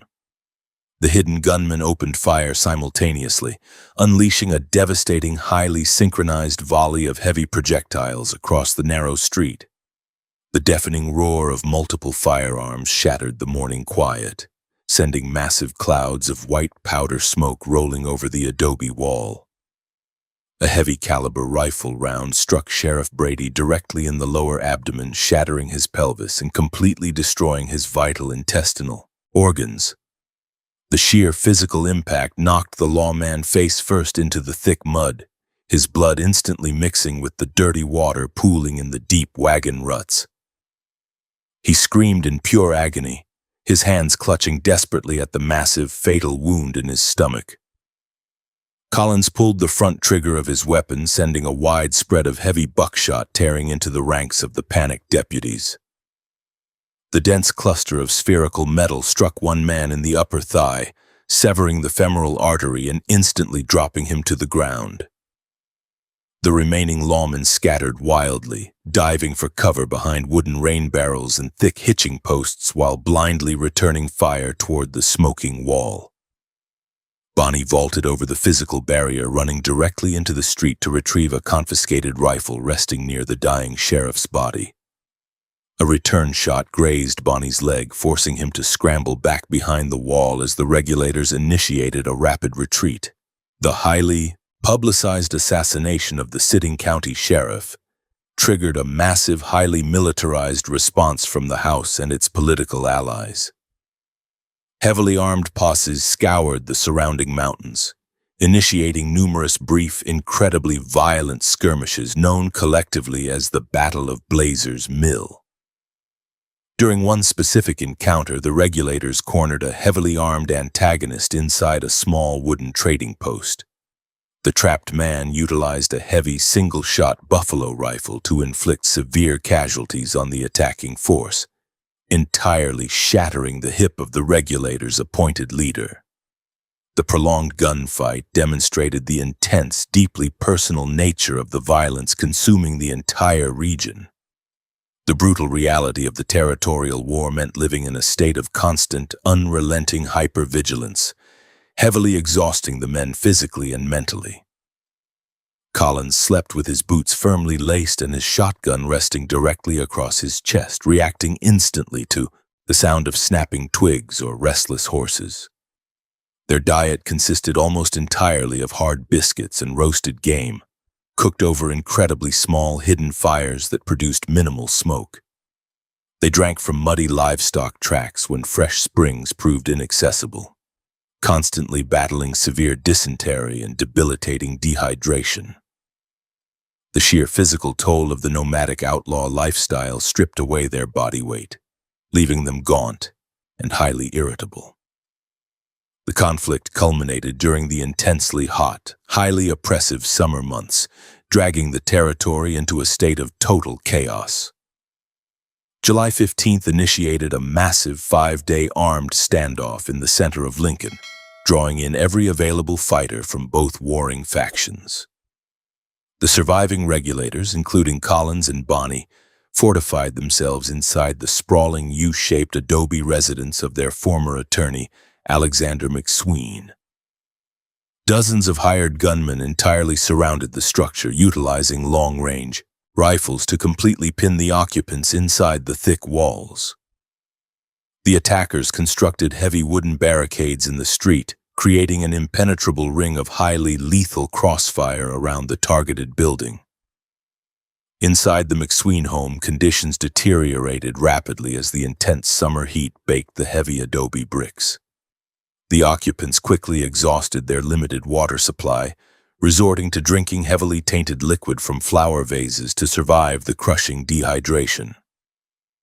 Incoming rifle fire continuously shattered the glass windows, showering the interior rooms with sharp, dangerous fragments and thick clouds of pulverized plaster dust. The deafening noise of the constant bombardment caused severe ringing in their ears, making verbal communication nearly impossible. Collins positioned himself near the heavy wooden front doors, utilizing the thick timber to shield his body while waiting for an inevitable frontal assault. July 19th introduced a terrifying new element to the stagnant siege, significantly shifting the tactical advantage toward the attacking force. A heavy cavalry unit commanded by Colonel Nathan Dudley arrived from the nearby military fort, bringing a Gatling gun and an artillery piece into the settlement. While claiming total neutrality, the troops positioned their heavy weapons to directly threaten the McSween house, preventing any outside allies from assisting the trapped men. Emboldened by the military presence, the house forces successfully ignited the wooden roof of the residence using burning rags soaked in highly flammable coal oil. The flames spread quickly across the dry pine shingles, heavily threatening to consume the entire structure. Thick, dark smoke rapidly filled the interior rooms, causing severe respiratory distress and forcing the trapped men to crawl flat against the floorboards. The intense heat radiating from the burning ceiling singed their hair and blistered their exposed skin, creating an environment of pure physical torment. They utilized wet blankets to smother the advancing flames, but the fire relentlessly consumed the structure room by room, pushing them into a single, highly congested back kitchen. The agonizing decision became clear. Remain inside and face certain death by incineration, or attempt a desperate, highly suicidal breakout into the crossfire. The men loaded all their available weapons, preparing for a final, violent dash into the darkness. As the burning roof finally began to collapse inward, showering the kitchen in heavy, flaming debris, the regulators initiated their desperate escape plan. Bonnie kicked open the heavy rear door, charging blindly into the dark courtyard while firing his revolvers wildly to suppress the waiting ambushers. Collins followed immediately behind him, his massive shotgun raised to his shoulder as he burst into the thick, swirling smoke of the yard. The night erupted into a chaotic, terrifying storm of muzzle flashes and deafening gunfire from dozens of hidden enemy positions. Hostile projectiles tore through the air, completely shattering the wooden fence posts and striking the dry dirt all around them. A heavy group of hired gunmen moved to block the primary escape route, their rifles leveled directly at the fleeing men. Collins did not hesitate, firing his right barrel directly into the center of the approaching formation with devastating results. The massive spread of heavy buckshot struck two men simultaneously, tearing through their torsos and violently throwing them backward into the dirt. He immediately pulled the left trigger, unleashing a second blast that completely obliterated the wooden gate they were using for cover. The sheer destructive power of the double discharge created a momentary gap in the enemy line, providing a narrow window for survival. Alexander McSween stepped into the courtyard and was instantly struck by multiple high-caliber rounds, his body absorbing the massive impacts before heavily collapsing into the dust. Collins sprinted past the dying attorney, his legs pumping furiously as he navigated the treacherous, debris-littered terrain of the dark yard. He vaulted over a low adobe wall, landing heavily in the muddy waters of the Rio Bonito just as a volley of rifle fire chipped the stonework above his head. He scrambled up the opposite bank, pushing through the dense willow thickets to escape the immediate illumination of the burning house. The sounds of screams and continuous gunfire echoed loudly behind him. The successful breakout completely shattered the remaining cohesion of the Regulator faction, scattering the surviving members individually into the vast wilderness. The house had successfully eliminated their primary rivals, completely securing their absolute economic dominance over the entire county through sheer, overwhelming violence. Collins spent the remainder of the night hiking through the rugged mountain passes, putting massive distance between himself and the smoking ruins of Lincoln. He realized the territorial war was entirely lost, the massive military intervention guaranteeing the total destruction of anyone still bearing the Regulator name. He needed to abandon the region completely, moving his operations entirely out of New Mexico. He secured a stolen horse from an isolated ranch the following morning, riding westward toward the highly treacherous borders of the Arizona Territory. His clothing remained heavily scorched from the raging fire, carrying the strong, inescapable stench of burnt wood and dried blood. The heavy shotgun rested firmly against his side, fully reloaded and ready to counter the constant threats populating the untamed frontier trails. The Lincoln County conflict firmly hardened his tactical approach to survival, proving that highly organized, overwhelming force always triumphed over legally sanctioned justice. The bloody lessons learned in the adobe ruins fundamentally altered his perspective on frontier warfare. Leaving behind the towering peaks and dark valleys of the war-torn county, John Collins fully embraced his terrifying reputation as a highly efficient dealer of death. The men he killed in the dusty streets and isolated canyons added significant weight to the growing legend of the shotgun-wielding enforcer. He required a new environment, a place where his highly specific violent skills could be aggressively monetized without the constant threat of military intervention. The sprawling, highly dangerous deserts of Arizona offered that specific kind of brutal opportunity, heavily promising steady wages for a man perfectly willing to pull the trigger. He rode continuously toward the setting sun, carrying the horrific memories of the 5-day battle directly into his future. March 1881 brought a punishing dry wind across the unforgiving expanse of the Arizona Territory, marking John Collins's arrival in the rapidly expanding railroad settlement of Wilcox. The Southern Pacific lines had recently connected this desolate region to broader commercial markets, instantly transforming a quiet desert outpost into a chaotic hub of transient wealth and heavily armed opportunists. Dust constantly scoured the rough wooden storefronts, driven by thermal currents that baked the earth into a hardened crust. Collins dismounted his exhausted horse near the central depot, taking in the raw, unpolished reality of his new environment. The physical landscape surrounding the town consisted of vast, arid plains stretching toward the jagged, sun-scorched peaks of the Dos Cabezas Mountains. Cacti and thorny mesquite bushes dominated the sparse vegetation, offering zero respite from the glaring, intense solar radiation. Water sources remained incredibly scarce, forcing the growing population to rely on deep, heavily guarded wells. The daily arrival of heavy steam locomotives generated massive plumes of black coal smoke, coating the entire commercial district in a fine, gritty layer of dark soot. Survival in this brutal climate demanded immense physical endurance and constant situational awareness. This massive influx of corporate wealth and desperate laborers completely overwhelmed the highly limited local law enforcement resources. Wilcox served as the primary shipping point for cattle operations and deep-shaft copper mines operating in the distant mountains. Massive quantities of gold coin and silver bullion moved constantly through the isolated trails, presenting a highly lucrative target for organized bands of highwaymen. The local constable office operated with a minimal budget, completely incapable of securing the vast, rugged supply routes. Corporations required highly capable, privately funded enforcers willing to apply lethal violence to protect their substantial financial investments. Collins quickly recognized an incredibly profitable opportunity to monetize his specific set of highly destructive skills within a completely legal framework. The transition from a hunted outlaw to a sanctioned corporate guard offered a steady stream of silver currency and total immunity from territorial prosecution. He walked his horse down the bustling main thoroughfare, his heavy canvas duster concealing the customized double-barrel shotgun resting firmly against his side.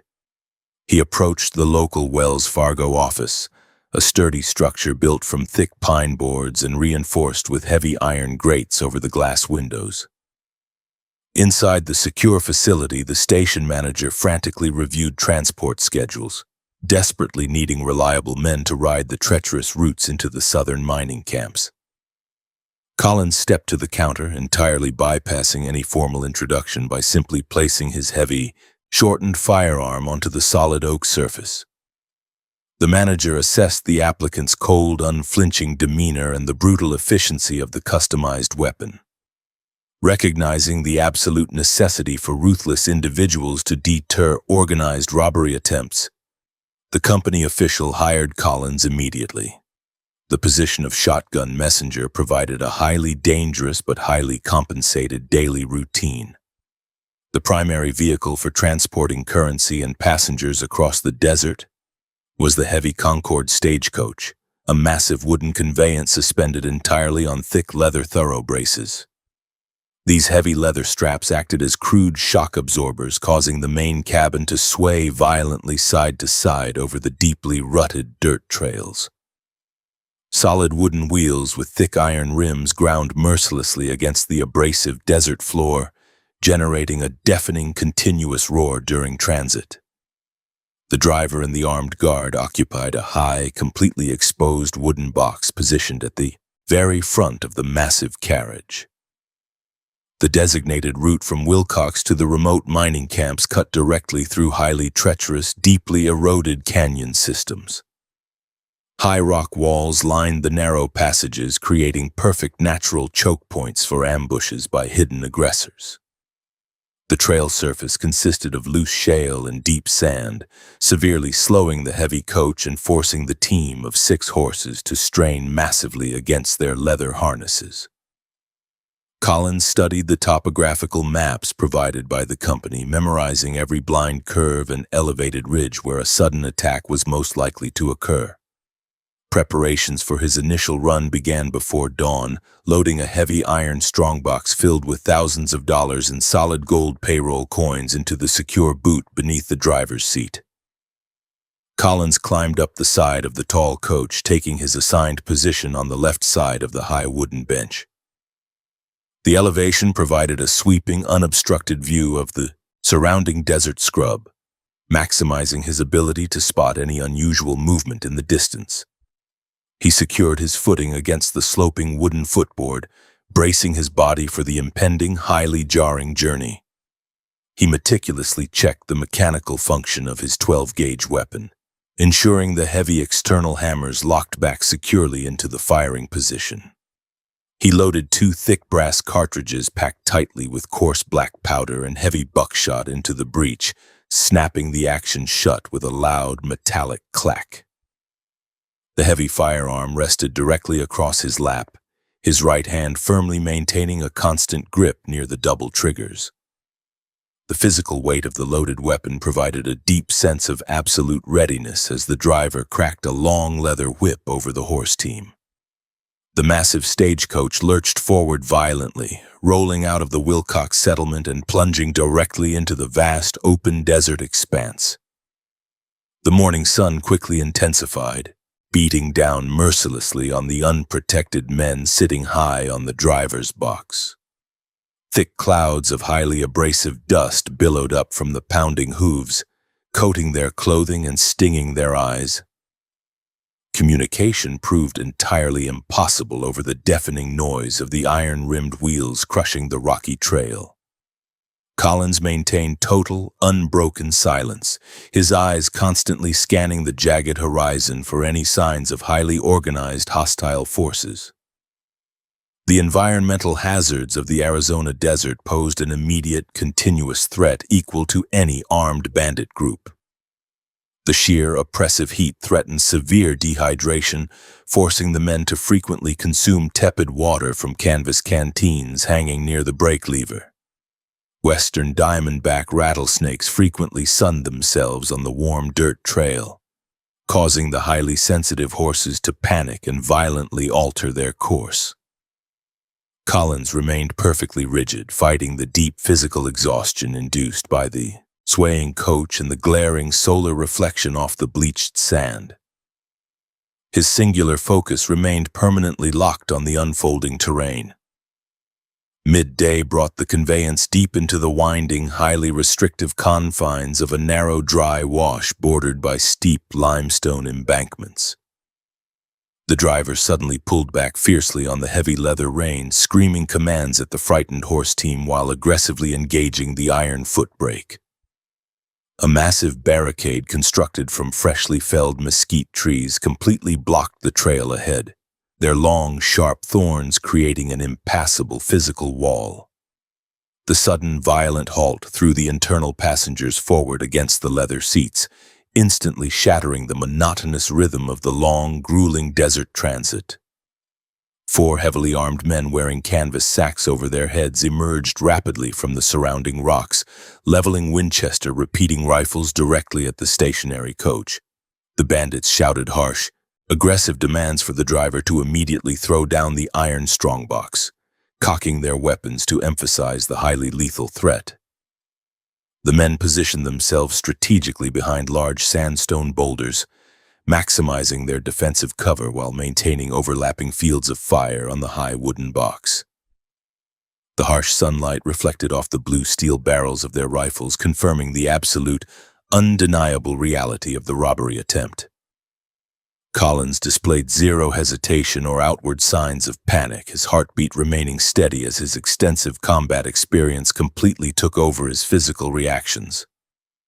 He stood up slightly from the wooden bench, firmly planting his boots against the footboard to establish a highly stable shooting platform.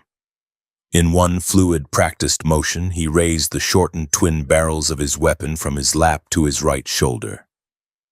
The sudden, aggressive movement caught the primary bandit completely off guard, the robber expecting immediate compliance rather than a highly lethal instant counterattack from the company guard.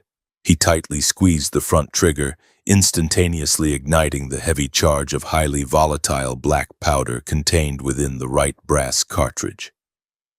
The resulting explosion generated a massive, deafening roar that violently echoed off the narrow canyon walls, completely drowning out the shouts of the hostile men.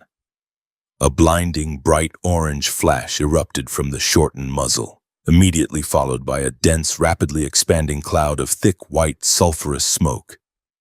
The intense physical recoil slammed the heavy wooden stock forcefully back into his shoulder, verifying the sheer kinetic power unleashed by the heavy firearm.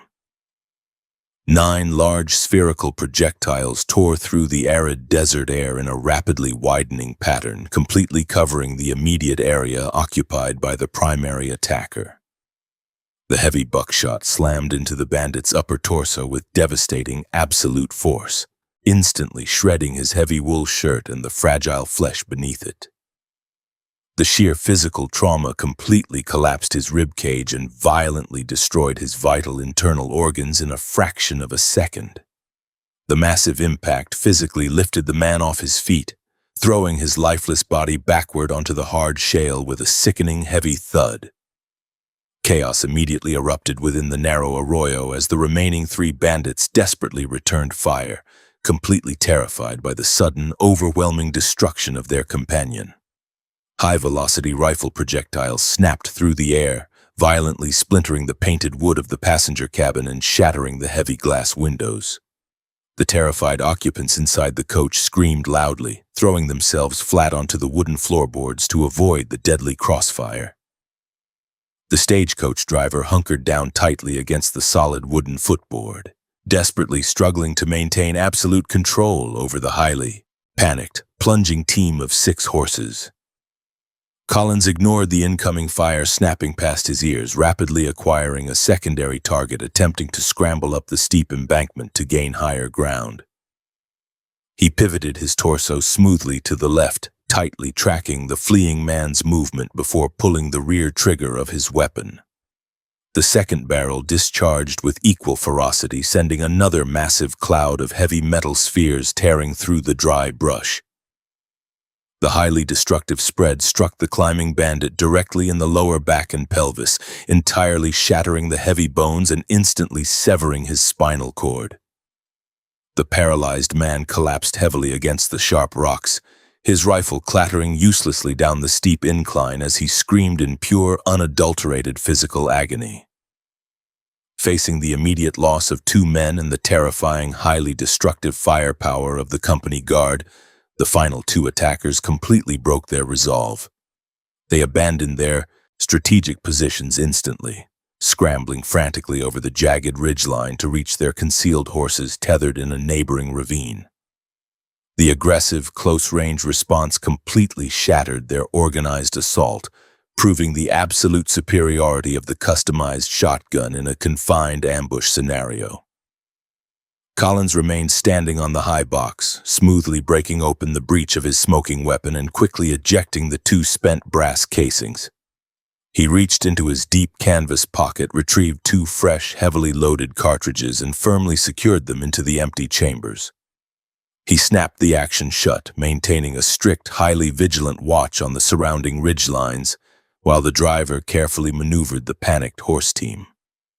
The driver urged the animals forward, violently crashing the heavy wooden wheels directly through the thinner branches of the mesquite barricade to clear the path.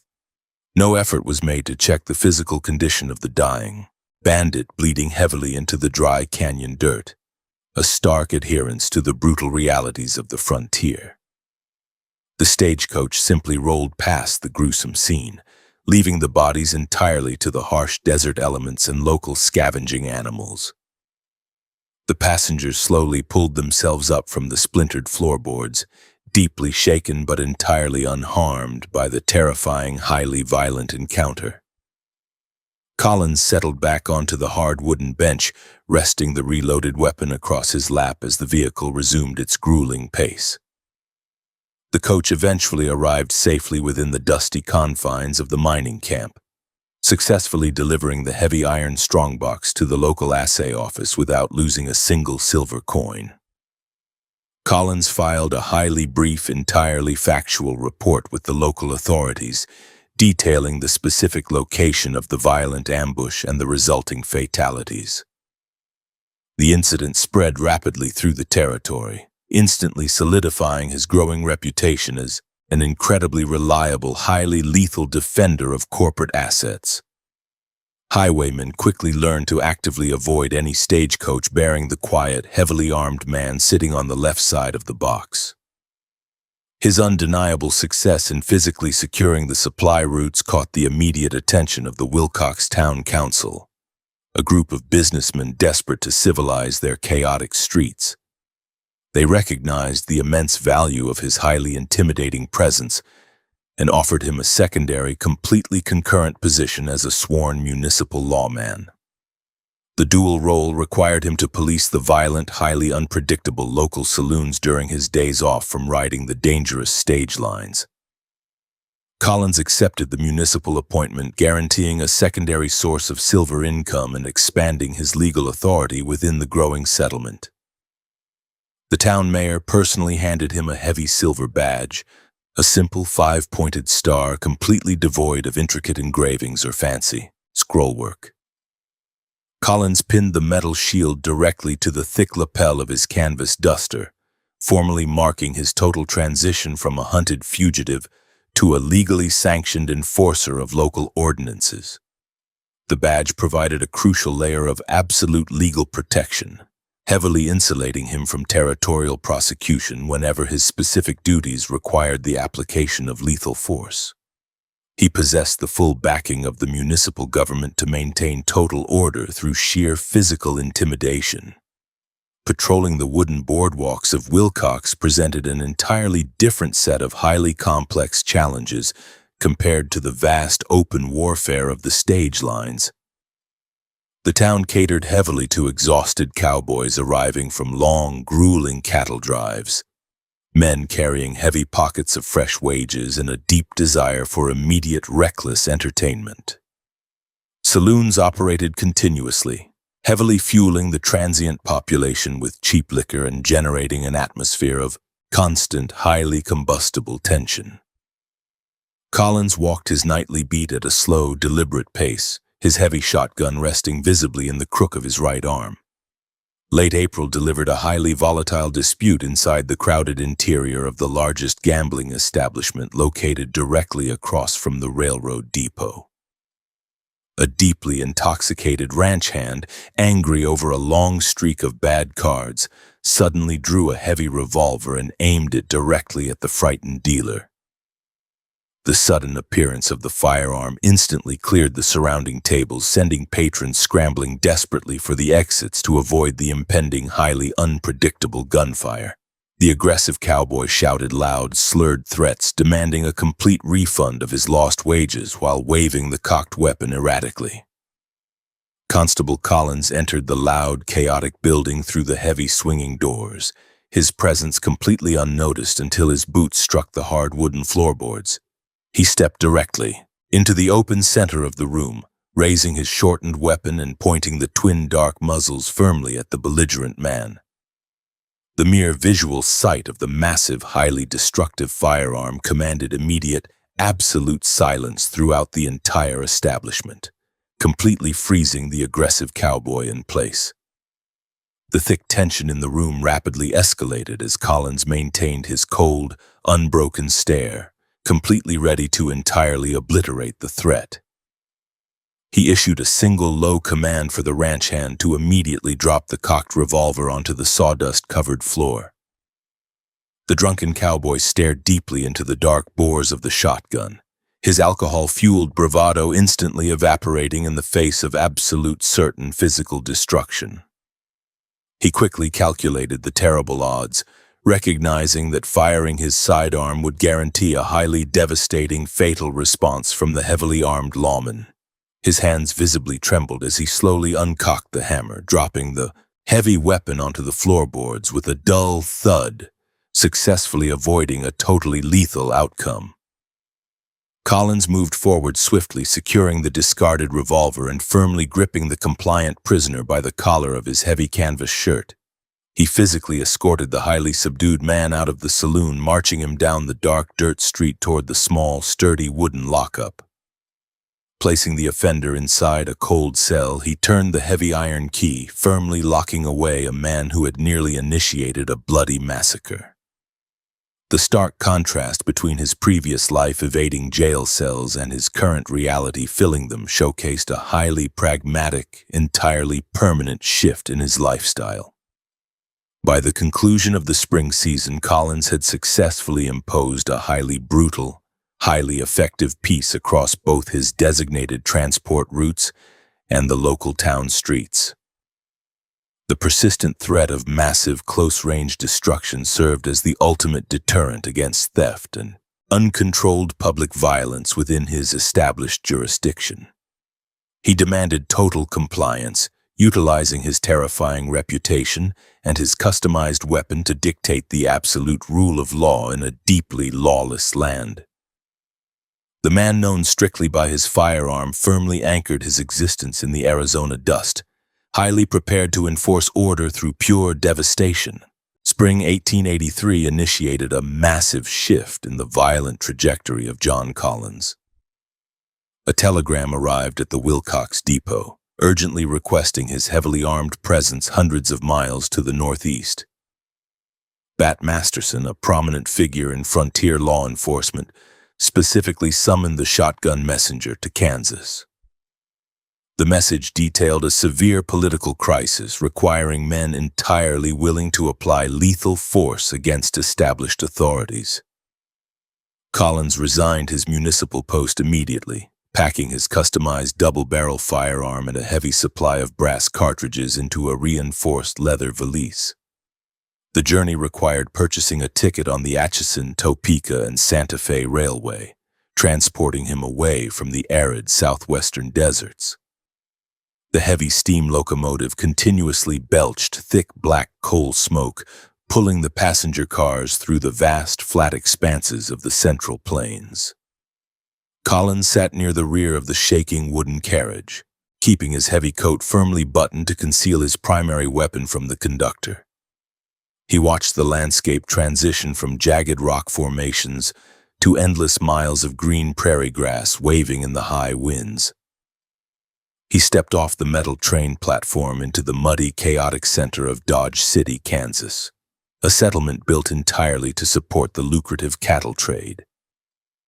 The sheer volume of livestock passing through the railhead generated an inescapable putrid stench of manure, crushed vegetation, and slaughterhouse runoff. Enormous holding pens stretched out toward the southern horizon, containing thousands of restless Texas longhorns waiting for transport to eastern meatpacking facilities. The main commercial avenue, Front Street, consisted of a solid line of multi-story wooden saloons, gambling halls, and hastily constructed boarding houses. Dodge City operated under a highly polarized, deeply corrupt political structure divided entirely by immense financial rivalries. The current municipal administration, tightly controlled by Mayor Lawrence Deeger, heavily influenced by Alonzo Webster, aggressively sought to eliminate specific business competitors to monopolize the local vice trade. Their primary target was Luke Short, the highly successful part owner of the Long Branch Saloon, a massive establishment drawing the majority of the cattle trail profits. The mayor ordered the local police force to arbitrarily arrest Short's employees, initiating a direct, highly visible economic siege against the Long Branch. The local authorities quickly escalated the conflict, forming a heavily armed vigilante committee to physically remove Short from the town limits. Facing an overwhelming numerical disadvantage and certain death, the saloon owner temporarily retreated to Kansas City to completely reorganize his defense. He utilized his extensive network of professional gamblers and gunfighters to assemble a highly specialized enforcement squad to reclaim his valuable property. Masterson reached out to his most reliable lethal associates, gathering a group of men whose mere presence would completely terrify the corrupt Dodge City administration. Collins met the gathering force inside a secure, dimly lit room on the second floor of a private hotel adjacent to the rail yard. He recognized several prominent figures moving through the cigar smoke, individuals possessing extensively documented histories of extreme, unrelenting violence. Wyatt Earp stood near the window, his tall, rigid frame exuding a cold, highly calculated authority. Charlie Bassett, Bill Tillman, and Neil Brown sat at a round wooden table, meticulously checking the mechanical actions of their heavy-caliber revolvers. The sheer concentration of lethal capability in the small room was staggering. Masterson formally introduced Collins to the assembled group, highlighting the Arizona Stage Guard's brutal reputation for close-range destruction. The men nodded silently, recognizing the absolute necessity of a dedicated scattergun operator in the event of a massive multi-directional street battle. They outlined a straightforward, incredibly aggressive strategy. Return Luke Short to the Long Branch Saloon and completely dare the local authorities to intervene. The group adopted the highly ironic title of the Dodge City Peace Commission, explicitly planning to establish order through the absolute threat of overwhelming total annihilation. The men coordinated their arrival meticulously, stepping off a westbound train directly into the center of the hostile settlement during the busiest hour of the afternoon. The Peace Commission walked shoulder to shoulder down the wooden boardwalk of Front Street, completely ignoring the municipal ordinances strictly prohibiting the open carry of firearms. Earp and Masterson flanked Short, their long black coats swept back to reveal heavy revolvers sitting prominently in low-slung leather holsters. Collins took a slightly trailing position on the left flank, his customized 12-gauge resting fully exposed across his right forearm. The visual impact of this heavily armed, synchronized formation walking down the main thoroughfare completely paralyzed the bustling cattle town.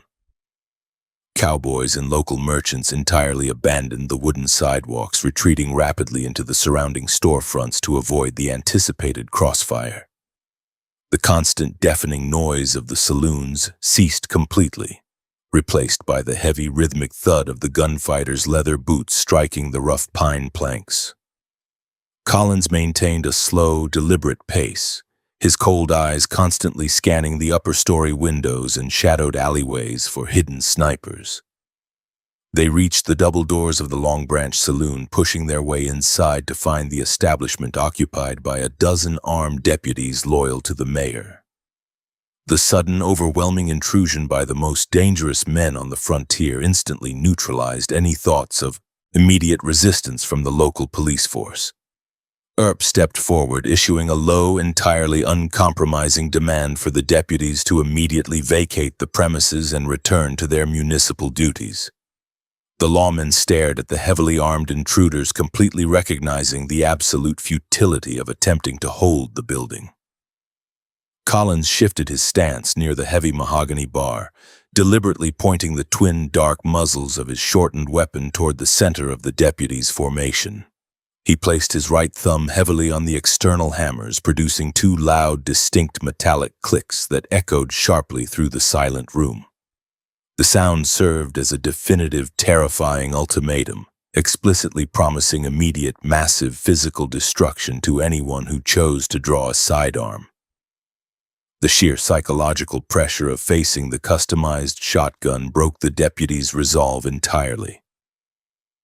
The local lawmen filed quickly out of the saloon, their heads lowered and their hands kept highly visible, entirely abandoning their aggressive occupation of the property.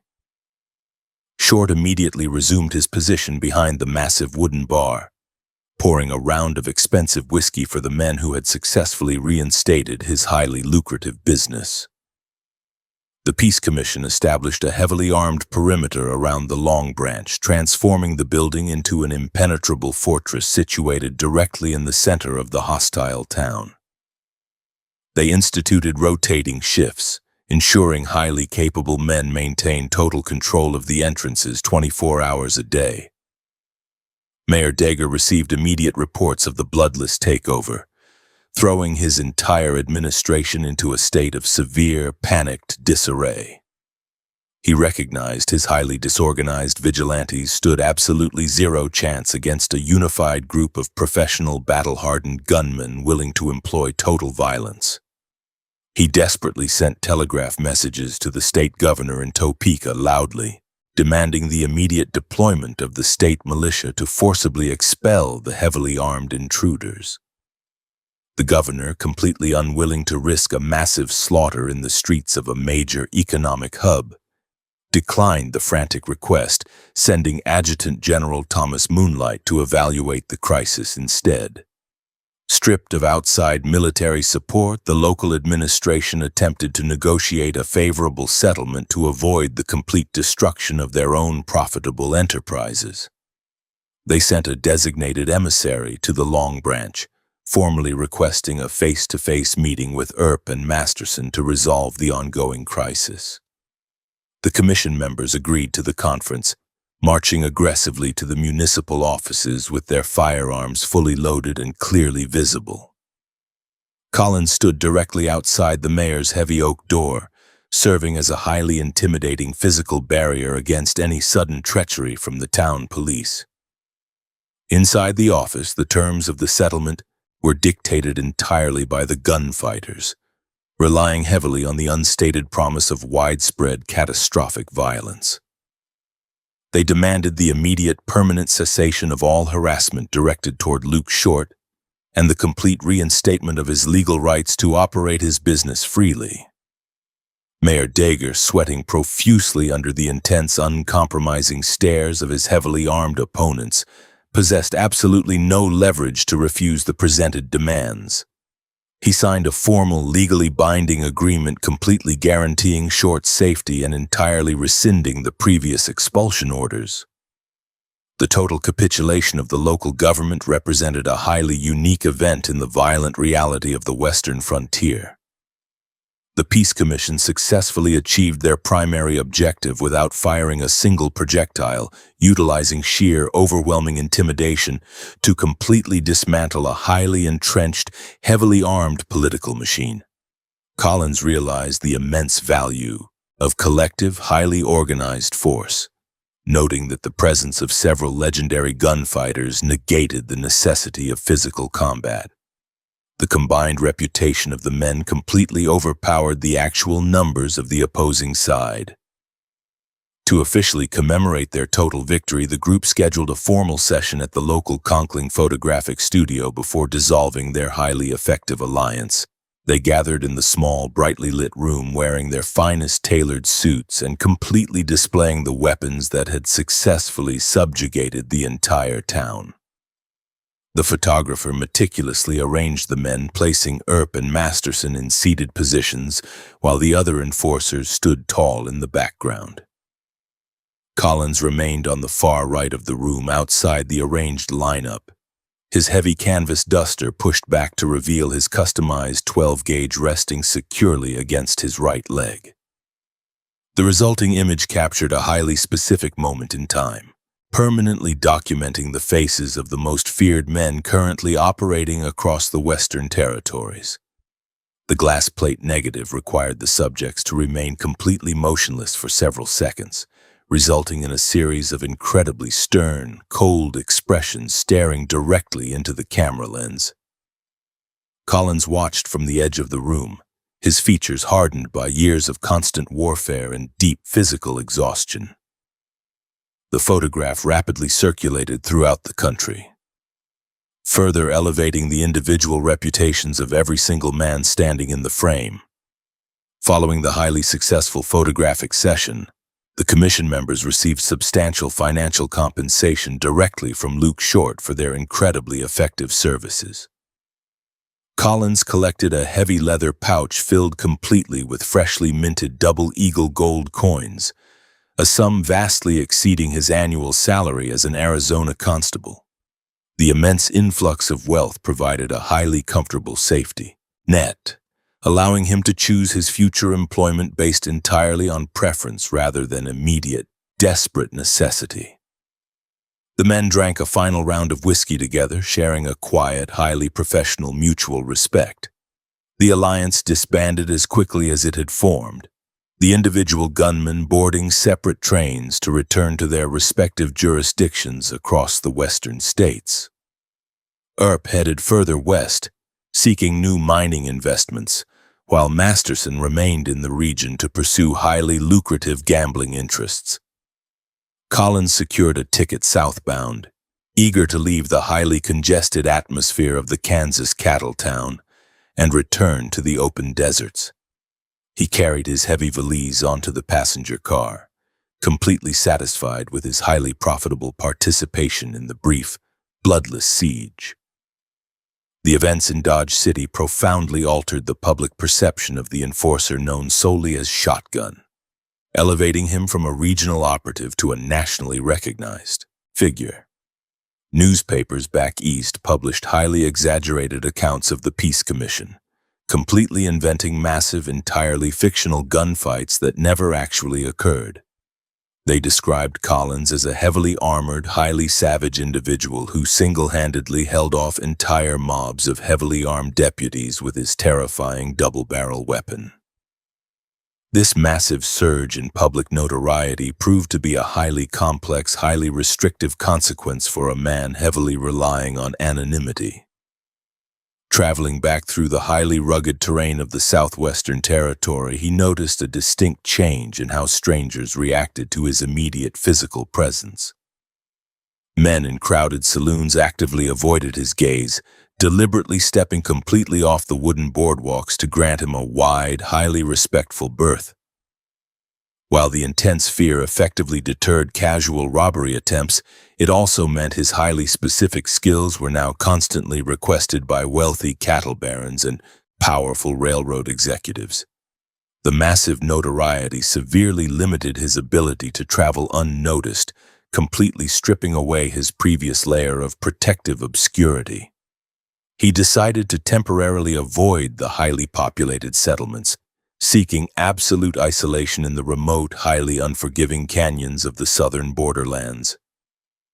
He utilized his newly acquired gold to purchase a highly secluded tract of land near the winding currents of the Rio Grande, far from any established telegraph lines or heavily traveled stage routes.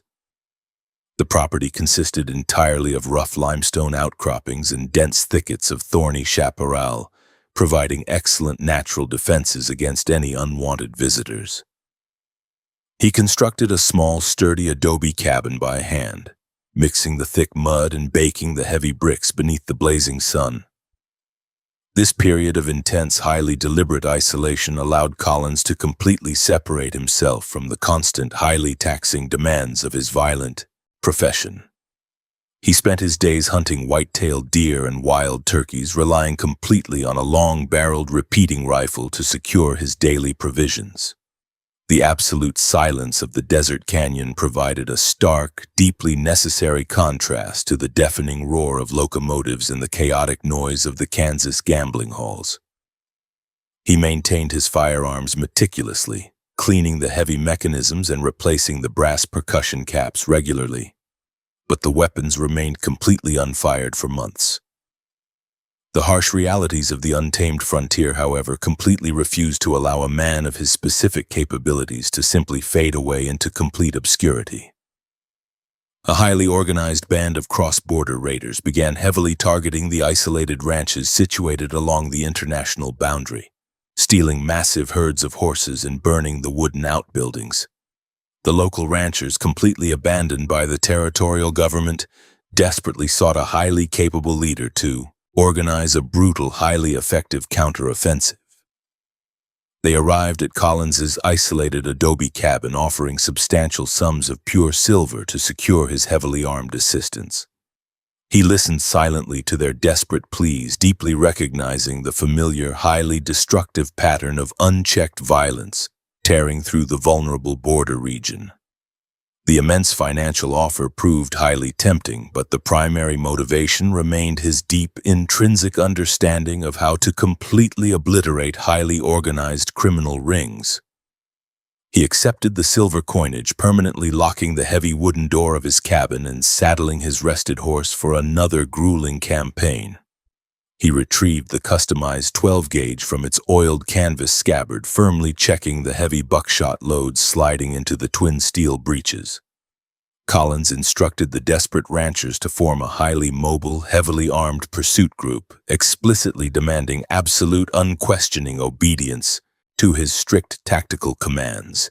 He completely discarded any notions of legally sanctioned arrests, outlining a highly brutal strategy centered entirely on total annihilation and immediate, violent retaliation. The men rode south under the cover of a moonless night, utilizing the dark, highly treacherous terrain to completely mask their organized advance. They tracked the raiders through the deep, sandy washes, following the massive trail of displaced earth left by the stolen horse herd.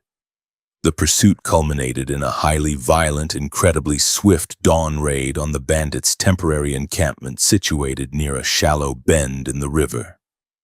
Collins positioned his men along the high ridges, ordering them to completely unleash a massive, continuous barrage of high-velocity rifle fire into the sleeping camp. He personally charged down the steep embankment on horseback, his heavy shotgun raised and fully prepared to deliver massive close-range destruction. The element of total surprise completely shattered the raiders' highly disorganized defenses, initiating a highly chaotic, one-sided slaughter in the soft river mud. He fired the right barrel directly into a group of panicked men attempting to saddle their highly terrified horses, completely destroying their escape attempt. The massive spread of heavy metal projectiles tore through the morning mist, striking the targets with devastating, overwhelming physical force. He immediately fired the left barrel into a secondary group scrambling for their stacked rifles, permanently silencing their desperate, highly disorganized counterattack. The sheer ferocity of the sudden assault left no survivors, completely fulfilling his promise to the local ranchers and entirely eliminating the immediate threat. Returning to his isolated cabin, the aging gunfighter fully accepted his highly permanent, entirely inescapable role within the violently expanding western frontier. The brief, highly publicized stint in Kansas and the brutal, highly effective border skirmish completely solidified his absolute reliance on massive, overwhelming force. He understood that peace could only be achieved and maintained through the constant, highly visible threat of total physical destruction. John Collins, heavily armed and highly isolated, prepared to carry his deadly, highly customized weapon directly into the rapidly approaching, entirely unforgiving final decades of the 19th century. February 3rd, 1885, brought a severe cold front down the eastern slope of the Rocky Mountains, enveloping the coal settlement of Trinidad, Colorado, in frost. The high-altitude air carried a biting chill that penetrated heavy wool clothing and froze the moisture collecting on the breath of the residents. Dark clouds of pulverized coal dust drifted through the narrow valleys, settling onto the snow-covered rooftops and turning the white drifts into a dirty sludge. John Collins navigated his mount through the frozen mud of the commercial district, his eyes scanning the dense crowds of hardened miners and heavily armed freight drivers. The primary economic engine of the region relied on the uninterrupted extraction and transportation of combustible minerals required to feed massive industrial furnaces. Steam-powered locomotives idled continuously at the central rail depot, hissing loudly as pressure vented from their heavy iron boilers into the freezing atmosphere. Teams of draft horses, their flanks covered in frozen sweat, strained violently against leather harnesses to pull heavily loaded timber wagons up steep inclines. Collins secured lodging in a drafty boarding house situated directly adjacent to the bustling switch yard, paying the demanding proprietor a full week's wage in solid silver coin. Seeking a reliable source of income to sustain his provisions through the winter, Collins approached a local independent freight operator tasked with moving valuable mining equipment.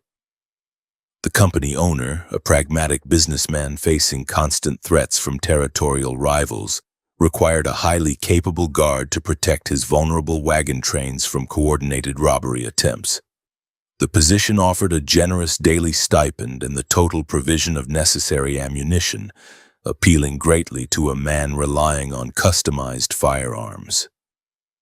Collins accepted the contract, pledging to utilize overwhelming physical force to ensure the safe delivery of the heavy, iron machinery. The primary obstacle hindering the freight operations emerged in the imposing form of William Norris, an aggressive local landowner who controlled a crucial valley pass.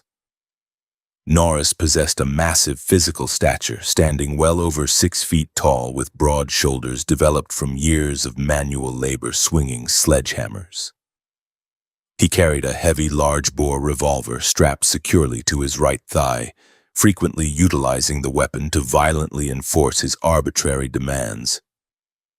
He had recently erected a sturdy wooden toll gate across the thoroughfare, demanding exorbitant fees in gold currency from any wagon attempting to traverse his property. Norris maintained absolute control over the disputed pass by employing a small, dedicated force of hardened gunmen who camped continuously near the wooden barricade. These hired enforcers occupied a reinforced timber blockhouse, utilizing narrow vertical slits cut into the thick logs to point their repeating rifles directly at the approaching dirt trail.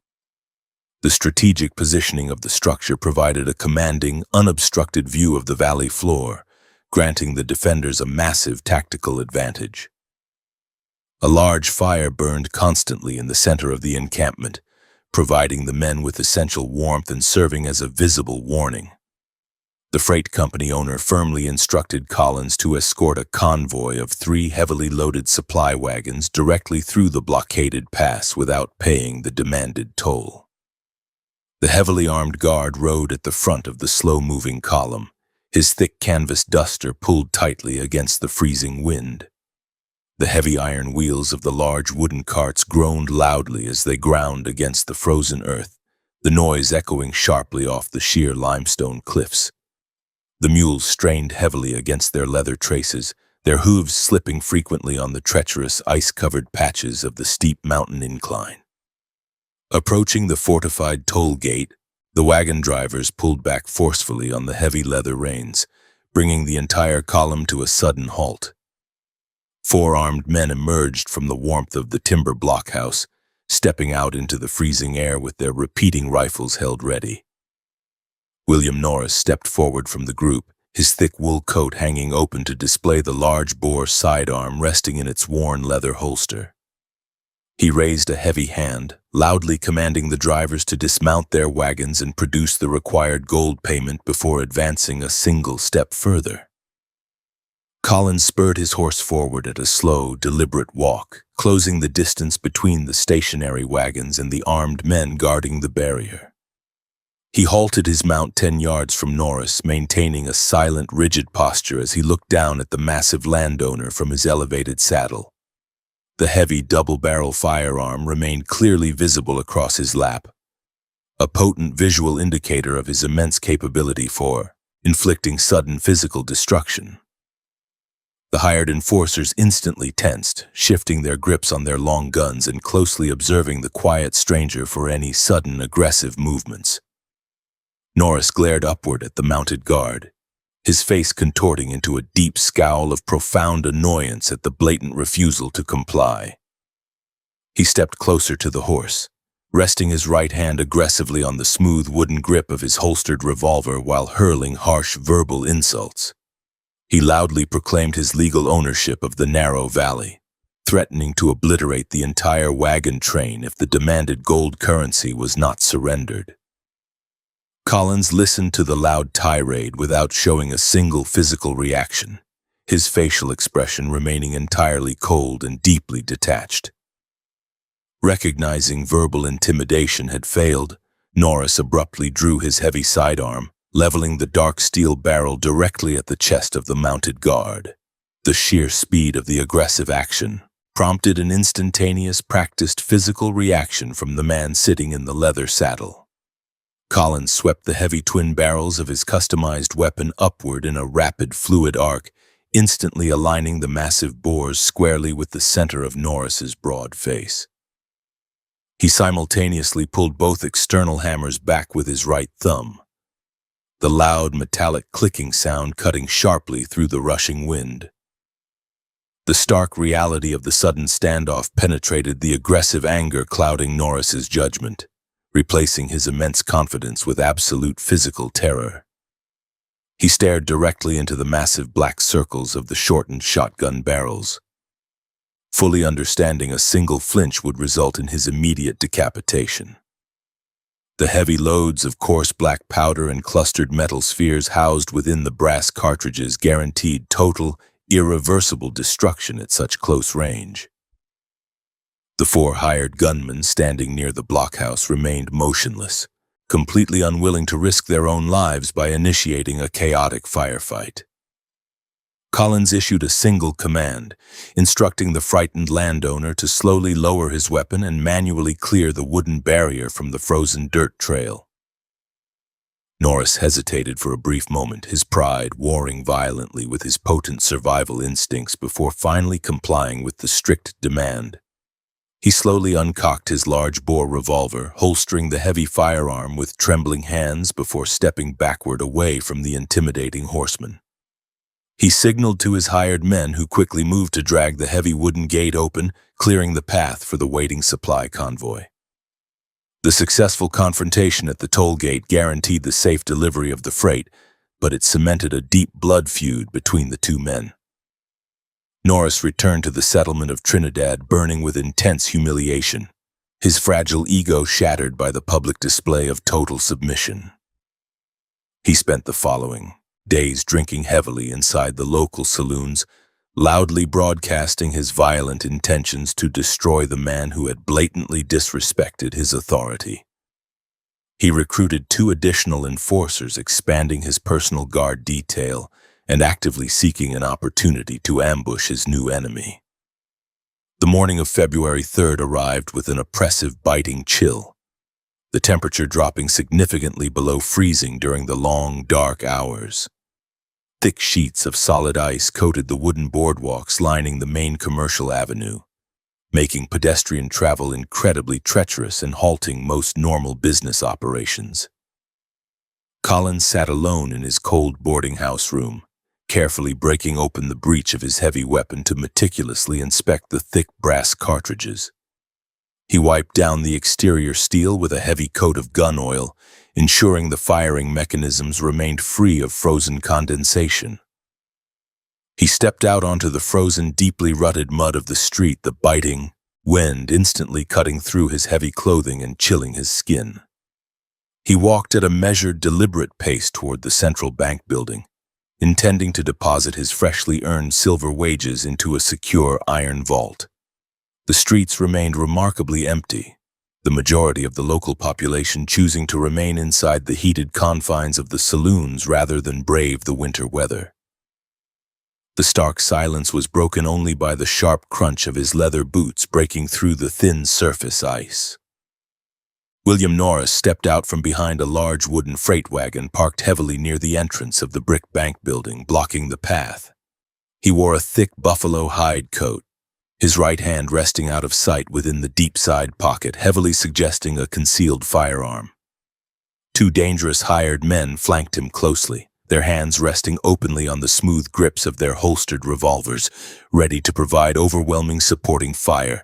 The three aggressors formed a solid, heavily armed wall across the frozen boardwalk, purposefully initiating the final confrontation. The freezing wind whipped forcefully between the two opposing forces, carrying the distinct metallic smell of impending bloodshed through the cold morning air. Norris loudly demanded the guard surrender his customized weapon and publicly apologize for the previous incident at the mountain toll gate. He utilized aggressive, deeply insulting language, desperately attempting to provoke an emotional reaction, justifying drawing his own concealed sidearm. Collins ignored the verbal taunts, remaining focused on the subtle physical movements of the three men standing before him, calculating the precise timing required to neutralize the threats. The brief standoff ended abruptly when Norris rapidly pulled his right hand from the deep pocket of his heavy coat, revealing a large-caliber revolver. The large landowner aggressively raised the weapon, pointing the dark muzzle directly toward the center of the quiet guard's chest while loudly declaring his lethal intent. Collins reacted with devastating speed, utilizing a highly practiced fluid motion to bring the heavy shotgun up from beneath the concealment of his canvas duster. The customized weapon cleared the heavy fabric in a fraction of a second, the twin barrels instantly finding their intended target. He squeezed the front trigger forcefully, instantaneously igniting the highly volatile chemical mixture packed tightly inside the right brass chamber. The subsequent explosion shattered the quiet winter morning with a deafening, incredibly violent roar, physically shaking the glass panes of the nearby bank windows. A massive, bright orange flame erupted forcefully from the shortened steel muzzle, immediately followed by a dense cloud of thick, white, sulfurous smoke.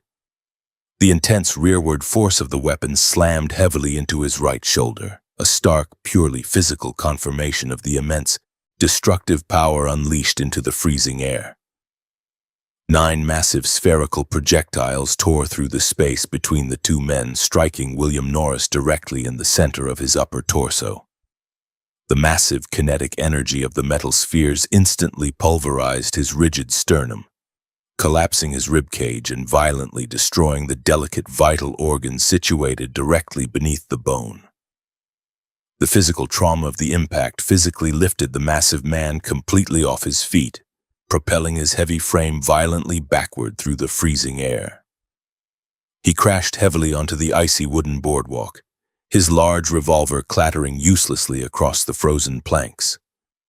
The two hired gunmen flanking the fallen landowner reacted purely out of sudden terror, their hands desperately clawing at their holstered revolvers in a frantic attempt to return fire.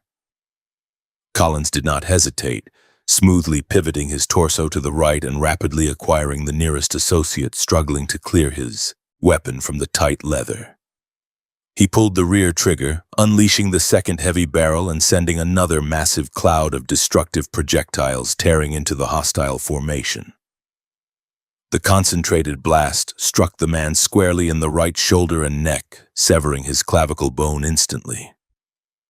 The final surviving accomplice, horrified by the sudden catastrophic annihilation of his two employers, entirely abandoned any thoughts of engaging in further combat.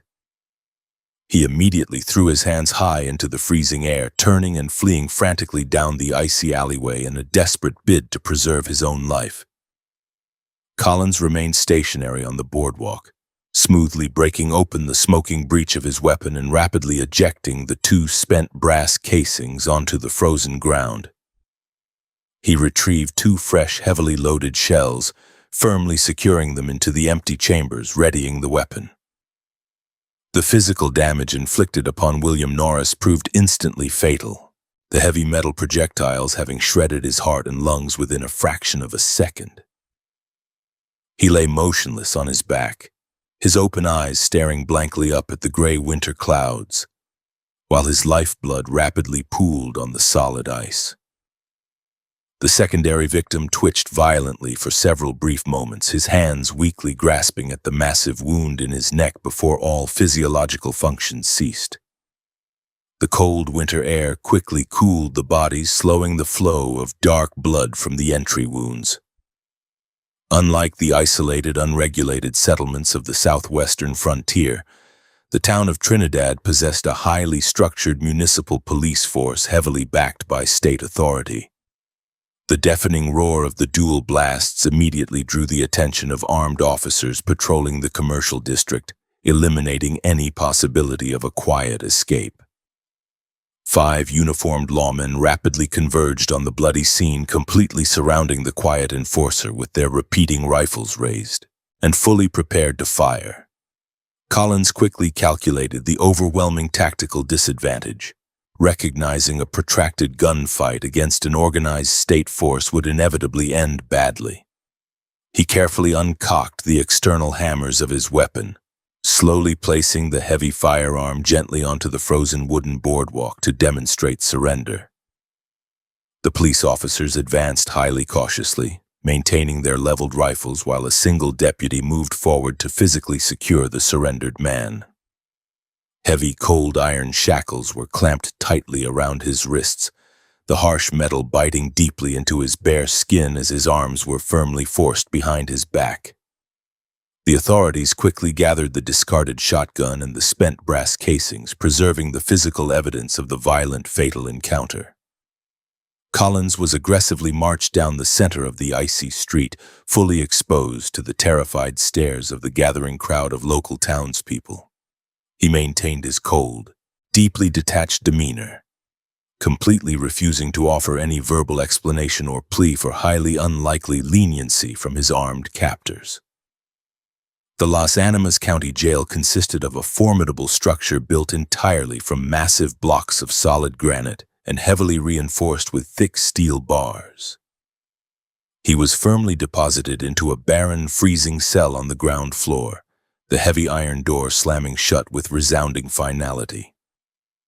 The local authorities denied him any access to outside communication or legal representation, maintaining strict isolation while they rapidly prepared their formal case.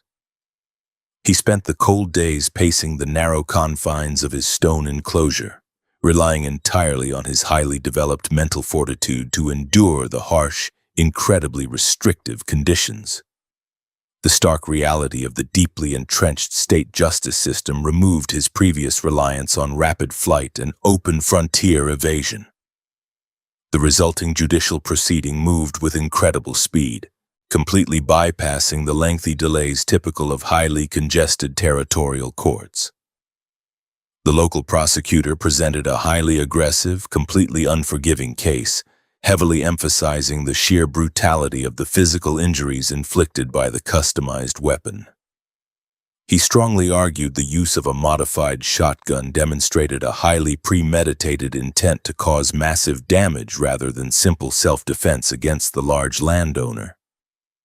The jury, entirely composed of local merchants deeply aligned with the deceased man's financial interests, required less than 2 hours to reach their final decision. They returned a formal verdict of voluntary manslaughter, rejecting any claims of justifiable action and legally cementing his absolute guilt.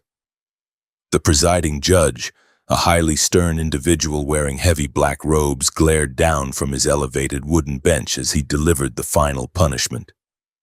He officially sentenced John Collins to serve an extended, incredibly grueling term of hard labor inside the highly fortified walls of the Colorado State Penitentiary.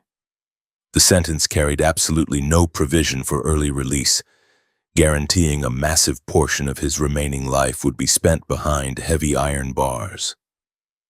Collins received the harsh judgment without displaying a single outward sign of emotional distress, fully accepting the inevitable consequence of his violently active profession. Within 48 hours of the formal sentencing, heavily armed state guards firmly secured heavy iron leg irons around his ankles, preparing him for the transport north.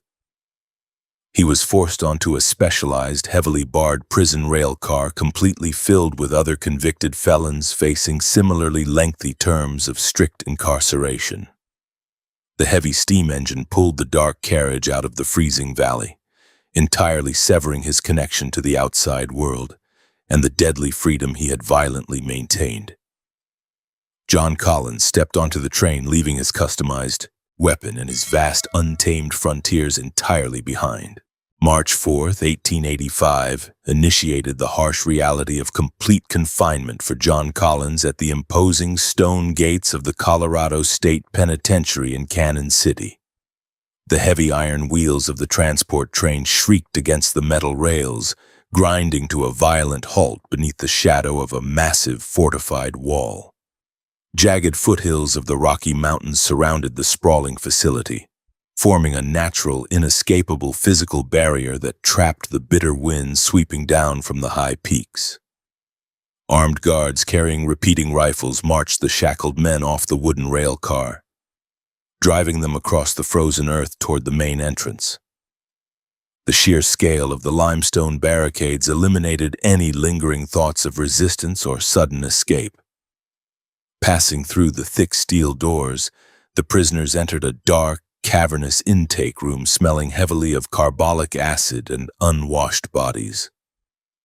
The warden's deputies systematically stripped the arriving men of their winter clothing, confiscating their personal boots, hats, and canvas coats. Collins stood shivering on the cold flagstone floor, exposed to the freezing drafts circulating through the unheated processing area. A harsh, abrasive lye soap was applied to their skin, scrubbed violently by inmate orderlies utilizing stiff bristle brushes to eradicate lice and road dirt. The freezing water used to rinse the caustic chemicals shocked their systems, leaving their skin raw and heavily inflamed. The erasure of personal identity continued as a designated prison barber utilized crude, unsharpened iron clippers to aggressively shear the hair from their heads. The rough metal blades pulled forcefully at the roots, leaving Collins with a shaven skull that offered zero protection from the ambient cold. The intake clerk recorded his physical dimensions in a heavy leather-bound ledger, meticulously noting a prominent visible rebel flag tattoo inked deeply into the left side of his neck. This permanent marking, acquired during his youth in Texas, now served as a primary identifier within the rigid filing system of the state penal institution. He ceased being John Collins, assigned a sequential numeric designation stamped onto a small tin disc. Guards issued the standard penitentiary uniform, consisting of a coarse, poorly fitting wool shirt and loose trousers covered in alternating black and white horizontal stripes. The garments offered minimal thermal insulation against the severe Colorado winter, forcing the men to constantly shiver inside the drafty corridors. Heavy, stiff leather brogans replaced his comfortable riding boots, the rigid soles blistering his heels within the first 100 steps taken toward the cell blocks. Carrying a thin, stained mattress filled with compressed straw, the newly numbered inmate was aggressively pushed toward the primary housing unit. The iron bars of the main gate slid open with a deafening metallic crash. Cell House 1 consisted of a massive multi-tiered iron structure enclosed within the outer stone walls of the main facility. Hundreds of individual cages stacked 3 levels high stretched down a long, dimly lit corridor that amplified every cough, shout, and clanking chain. The sheer volume of concentrated humanity generated a deeply oppressive atmosphere, a continuous auditory assault that prevented any form of restful sleep. Collins stepped into his assigned enclosure, a remarkably narrow space measuring just 5 feet across and 7 feet deep. The solid steel door slammed shut behind him, the mechanical tumbler locking firmly into place with a terrifying finality. The interior of the cage contained only the barest physical necessities required to sustain basic human existence. A rigid iron bunk frame hung directly from the cold stone wall by thick metal chains, holding his thin straw mattress and a single abrasive wool blanket. A rusted tin bucket placed in the corner served as the only sanitation facility, requiring daily emptying by the occupant. The air inside the cell remained stagnant, holding the inescapable odors of sweat, sickness, and human waste. Total isolation from the vast open frontier he had traversed for decades pressed heavily on his mind, restricting his physical movement to 3 short paces. A heavy brass bell mounted in the central corridor violently disrupted the brief silence of the facility well before dawn every single morning. The jarring noise mandated immediate compliance, forcing the inmates to stand rigidly at the front of their cells with their hands gripping the vertical iron bars. Guards conducted a strict, aggressive head count, walking the long tiers and visually verifying the presence of every confined individual. Any delay or failure to maintain the mandatory posture resulted in immediate, brutal physical retaliation from the patrolling officers carrying heavy wooden batons. Collins learned to suppress his deeply ingrained instinct to fight back, recognizing that compliance represented the only viable strategy for survival. Following the morning count, the cell doors opened simultaneously through a massive, interconnected mechanical lever system operated from a secure central platform. The men stepped out onto the narrow iron walkways, forming a single file line and placing their right hands firmly on the shoulder of the man standing directly in front of them. The guards demanded a highly unnatural, tightly synchronized method of movement known as the lockstep, forcing the prisoners to march with their heads turned to the right. This degrading formation eliminated any possibility of unauthorized communication or sudden, coordinated rebellion. The long column shuffled slowly down the metal stairs, heading toward the communal dining hall. Breakfast consisted of a deeply unappetizing ration of boiled cornmeal mush and a single slice of stale, dark bread served on dented tin plates. The men ate in enforced silence, sitting, shoulder to shoulder at long wooden tables bolted to the stone floor. Armed guards positioned on elevated catwalks closely monitored the massive room, maintaining a clear line of sight on the hundreds of consuming convicts. Any unauthorized conversation or sharing of the meager food portions drew immediate, severe punishment. Collins consumed the tasteless slop methodically, forcing the calories into his body to maintain the physical strength required for the upcoming labor. The primary function of the penitentiary involved extracting punishing physical labor from the incarcerated population to offset the immense costs of running the institution. Heavily armed details marched the strongest men out the rear gates and directly into the limestone quarry situated adjacent to the prison walls. The work required breaking massive boulders into smaller, manageable stones using heavy, 10-pound iron sledgehammers.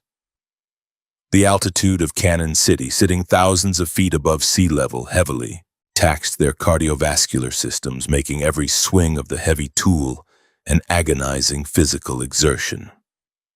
The blinding Colorado sun reflected harshly off the white stone, baking the men in their striped uniforms during the summer months. Collins swung the heavy sledgehammer relentlessly for 10 hours a day, the continuous physical impact sending severe shock waves up his arms and directly into his aging joints. The wooden handle of the tool aggressively rubbed against his palms, tearing away the skin and forming deep, bleeding blisters that eventually hardened into thick calluses. Fine limestone dust filled the air, coating his sweaty face in a thick white paste and penetrating deep into his respiratory system. He developed a chronic, painful cough, expelling dark mucus mixed with the abrasive rock particles at the end of every grueling shift. Medical treatment for such common ailments remained non-existent within the prison system. The constant threat of violence from fellow inmates proved equally as dangerous as the punishing labor and the hostile environment. The penitentiary housed the most ruthless murderers, thieves, and violent offenders from across the state, creating a volatile, predatory social hierarchy. Weapons were improvised from stolen pieces of scrap metal, meticulously sharpened against the stone walls to create lethal, concealable shivs. Without his customized shotgun, Collins relied on his imposing physical presence and his terrifying reputation to deter unprovoked attacks. He maintained a constantly vigilant posture, never allowing another man to walk directly behind him in the chow line or the quarry. Late autumn of 1886 delivered a brutal confrontation deep within the dusty confines of the active stone quarry.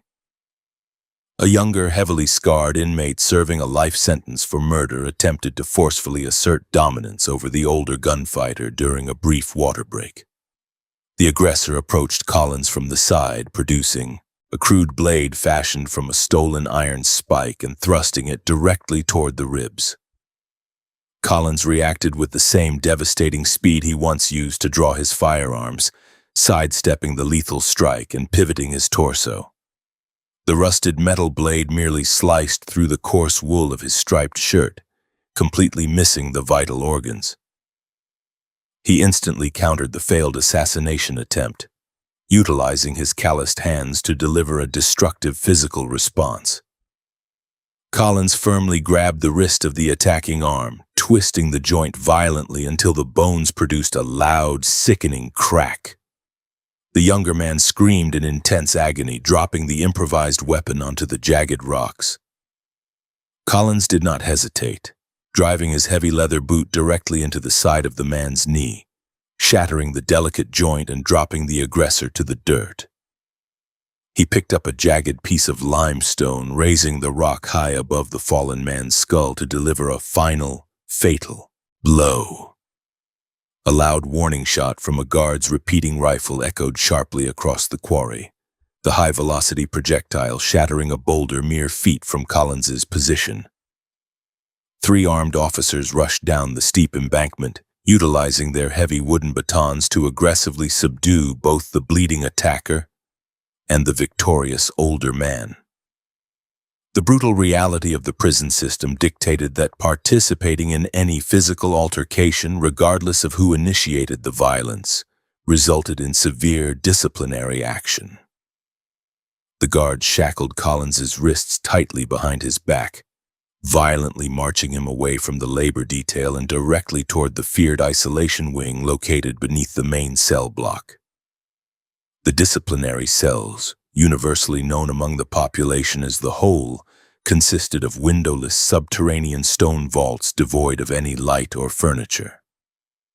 The guards forcefully shoved Collins into the pitch-black space, removing his shackles before slamming the solid steel door shut.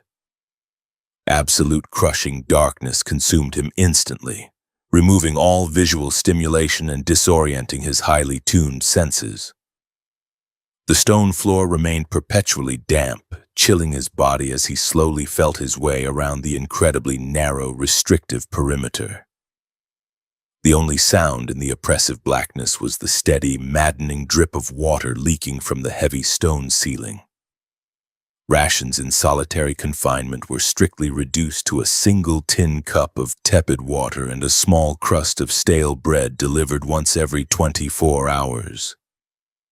The severe caloric deficit rapidly degraded his muscle mass, accelerating the deep physical exhaustion settling into his bones.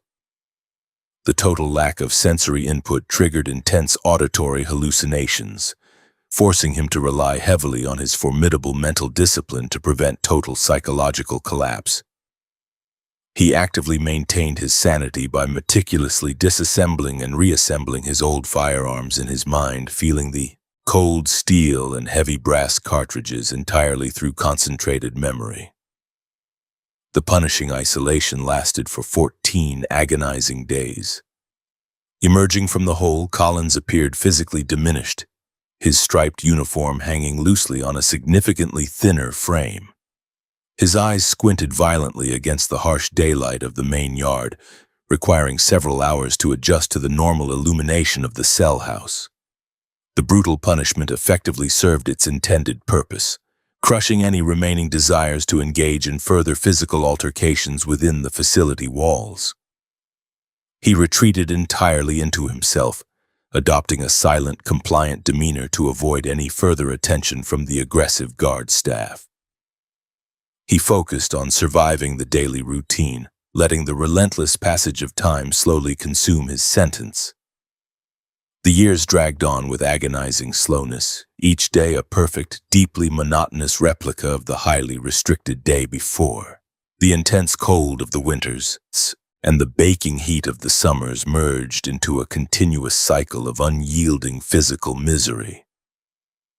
Collins watched younger men enter the facility full of violent defiance, only to be systematically broken down by the crushing weight of the heavy stone walls. He witnessed widespread disease ravage the tightly packed population, an outbreak of tuberculosis sweeping through the tiers and claiming dozens of malnourished lives. He survived by maintaining strict personal hygiene and hoarding small portions of clean water. His body began to reflect the severe toll of the high altitude and the punishing daily labor in the limestone quarry. Deep, prominent wrinkles carved themselves into his weathered face, framing eyes that had lost their sharp, aggressive, predatory edge. The hair growing back on his shaven head turned a stark, solid white, contrasting heavily against the dark rebel flag tattoo permanently etched into his neck. His broad shoulders hunched slightly forward, permanently damaged by the relentless swinging of the heavy 10-pound sledgehammers. The man known across the Western Territories for delivering massive destruction was slowly being dismantled by the state. By 1890, the population of the Colorado State Penitentiary had massively exceeded its intended architectural capacity. 2 men were frequently forced to share the incredibly narrow 5-foot cells, completely destroying any remaining illusion of personal space and heavily increasing the spread of highly contagious illnesses. The warden constantly petitioned the state government for additional funding to construct new housing blocks, citing the dangerous, overcrowded conditions. The legislature, reluctant to allocate further financial resources to convicted criminals, sought alternative administrative solutions to relieve the massive pressure on the primary facility. They established a strict board of pardons to review the files of older, compliant inmates.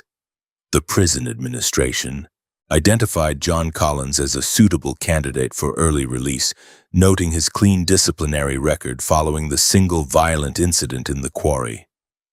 His advanced age and declining physical health meant he no longer posed an active, lethal threat to the general public.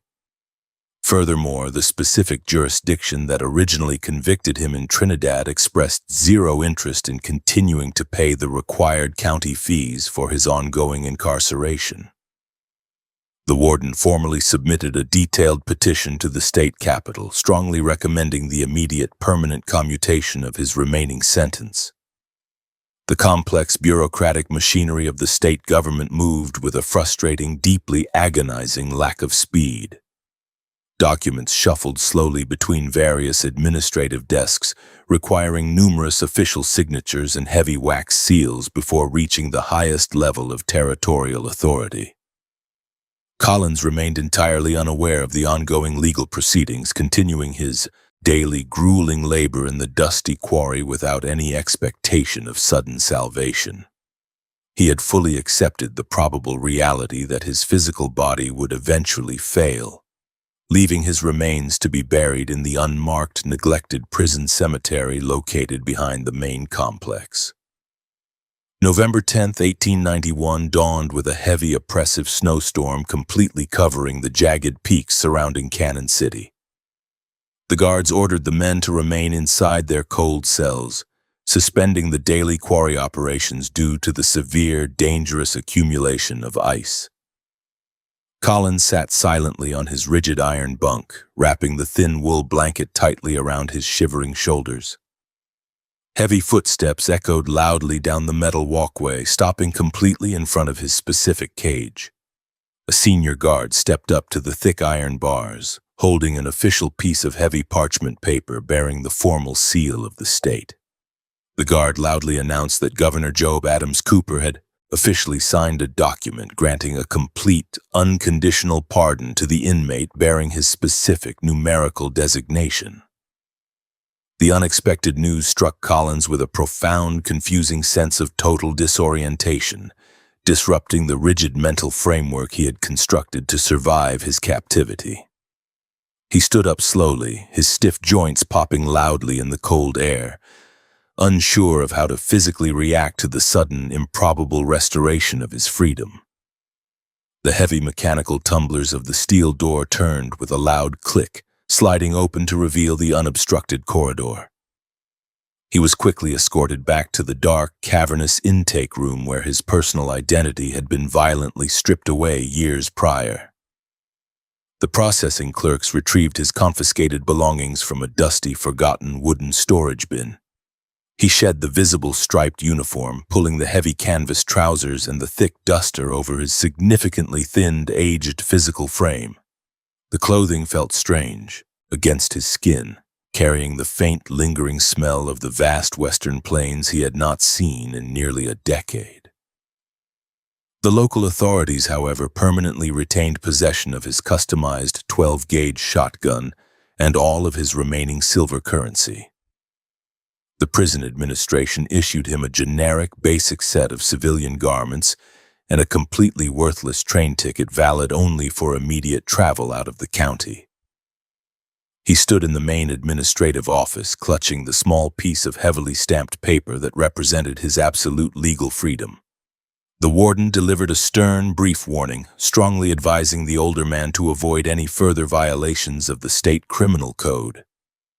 Collins nodded silently, his voice completely unused to casual conversation, fully absorbing the strict finality of the official interaction. He turned his back entirely on the massive stone fortress. The heavy iron gates of the Colorado State Penitentiary swung wide open, allowing the freezing winter wind to scour the unpaved path leading toward the rail depot. Collins walked out into the massive snowstorm, his leather boots sinking deeply into the accumulating white powder. He carried absolutely no weapons, completely lacking the destructive tools that had formerly defined his entire existence and guaranteed his daily survival. The total absence of the heavy metal weight resting against his side left him feeling incredibly vulnerable, completely exposed to the highly unpredictable dangers of the outside world. He boarded a crowded passenger train heading south, taking an isolated seat near the frosted glass window. The locomotive pulled away from the dark stone walls of Cannon City, blowing a loud, mournful whistle that echoed deeply through the frozen valley. He watched the harsh, unforgiving landscape roll past, a completely changed man entering an entirely unfamiliar, rapidly modernizing era. The untamed frontier he once dominated through sheer, overwhelming violence had largely vanished, entirely replaced by heavy industry and heavily enforced municipal laws. The older gunfighter closed his eyes, deeply exhausted by the immense physical toll of his long, brutal incarceration. The piece of paper folded carefully inside his coat pocket legally erased his violent past in Colorado, completely wiping away the manslaughter conviction. However, it could absolutely never restore the formidable strength or the terrifying reputation he had permanently lost behind the high stone walls. He was broke, aged, and completely devoid of the customized firearm that earned him his infamous moniker. The long journey back toward the Southern Territories required a massive, permanent shift in his lifestyle, entirely forcing him to abandon the heavily armed persona of shotgun forever. March 12, 1910, marked the arrival of a weary traveler in the expanding border hub of El Paso, Texas, carrying a heavy valise and a distinct desire to vanish. The aging gunfighter finalized a deliberate decision to shed his infamous alias. He registered at a local boarding house under his birth name, Abraham Graham. This nominal shift provided a necessary shield against any lingering territorial warrants or ambitious bounty hunters scouring the region.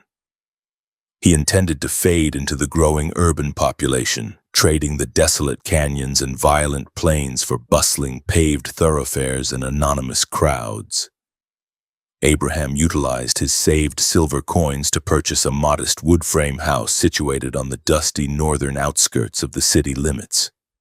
The property featured a barren dirt yard enclosed by a low wooden picket fence, providing critical distance from the noise of the commercial district. He replaced his nomadic bedrolls with a solid iron bedstead, a thick cotton mattress, and a heavy oak dining table. Transitioning from sleeping on frozen ground to resting under a shingled roof required a significant mental adjustment for a man accustomed to constant vigilance and shifting shadows. Sustaining this new civilian existence required steady, legitimate income devoid of risk. Abraham secured employment at a sprawling lumber yard, tasked with loading heavy pine boards and thick timber beams onto horse-drawn delivery wagons. The repetitive manual labor heavily taxed his aging body, sending sharp shooting aches through his broad shoulders and lower back. He swung a heavy iron hook to drag the rough wood, his large hands developing fresh blisters over old faded scars. He earned his weekly wage in standard paper currency, a stark contrast to the blood-stained gold coins of his turbulent youth. To commit to a peaceful life, he wrapped his customized double-barrel shotgun in a thick canvas sack coated in thick axle grease. He pried up a stubborn floorboard in the corner of his bedroom, placing the devastating firearm deep within the dark foundation space below the joists. He nailed the pine plank back into place, sealing away the brutal tool that had defined his survival for decades. He walked the city streets unarmed, relying solely on his imposing physical size and stern gaze rather than a concealed weapon to deter casual trouble or street theft. During his daily routines at the lumber company, Abraham frequently interacted with Tabitha Cox, a practical woman managing the business ledgers. Tabitha possessed a quiet resilience, shaped by years of navigating the harsh economic realities of the southwestern border. She dressed in simple, durable cotton dresses and wore her dark hair pulled back severely from her face. She calculated timber weights and freight costs with sharp efficiency, never asking unnecessary personal questions. Her calm demeanor appealed deeply to the older man, offering a soothing contrast to the chaotic, loud individuals occupying his past. Their courtship progressed with slow, deliberate, measured steps. Abraham invited Tabitha to a small diner near the bustling rail depot, sharing plates of roasted beef, boiled potatoes, and black coffee. He maintained a guarded perimeter around his personal history, stating only that he had worked feral cattle across the western plains during his youth. He never mentioned the territorial wars, the men he had buried in shallow graves, or the cold stone cells of the penitentiary. Tabitha accepted his silence gracefully, valuing his steady work ethic and sober habits over his unspoken hidden background. In the autumn of 1911, Abraham and Tabitha formalized their relationship through a brief civil ceremony conducted by a municipal judge. They stood in a cramped, stuffy city office, exchanging plain gold bands without any gathered audience or elaborate celebration to mark the occasion. Tabitha packed her modest belongings into a single, wooden trunk and moved into the wood frame house on the outskirts of town. Abraham crossed his own threshold as a married civilian, severing the final lingering ties to his former nomadic, violent, and destructive existence on the open trails. The marriage brought a comforting, rigid structure to his daily schedule. Abraham woke hours before the sunrise, lighting the cast-iron stove to boil water for morning oats. He spent his evenings tending a small vegetable garden Tabitha had planted in the arid soil, watering the green shoots with a heavy tin bucket drawn from the yard pump. The rhythmic tasks of domestic maintenance calmed his active mind, replacing the constant adrenaline of anticipating ambushes. He sat on the front porch at dusk, listening to the freight trains rather than the sounds of pursuing horses. The physical toll of his prior decades began manifesting as a persistent dull ache deep in his joints. Severe arthritis settled into his knees and elbows, a direct consequence of enduring freezing canyon storms and swinging heavy sledgehammers in the state quarry. He walked with a noticeable limp on damp mornings, requiring extra time to lace his heavy leather work boots. Tabitha frequently applied hot, wet towels to his back after a long shift, providing temporary relief from the throbbing pain settling firmly into his damaged, aging muscles. Years of discharging heavy black powder weapons in confined spaces had inflicted permanent auditory damage. A persistent, high-pitched ringing noise dominated his left ear, frequently drowning out soft conversations or distant noises. He learned to position himself strategically in crowded rooms, keeping his right side turned toward anyone speaking to him to catch their words. When modern merchants misinterpreted his deafness as slow intellect, he accepted the slight in silence. He preferred the minor frustration over explaining the true violent origins of his physical impairment to absolute strangers. Spring of 1913 brought a fundamental alteration to his worldview with the birth of a healthy son. The delivery occurred in their small bedroom, assisted by an experienced local midwife who managed the grueling, painful process. Holding the fragile infant wrapped in a wool blanket, Abraham felt a profound sense of vulnerability. His calloused hands, instruments of swift death for countless men, now gently cradled a newborn child. The squalling baby represented a clean slate, a life entirely disconnected from the bloodshed staining the soil of the surrounding wild territories.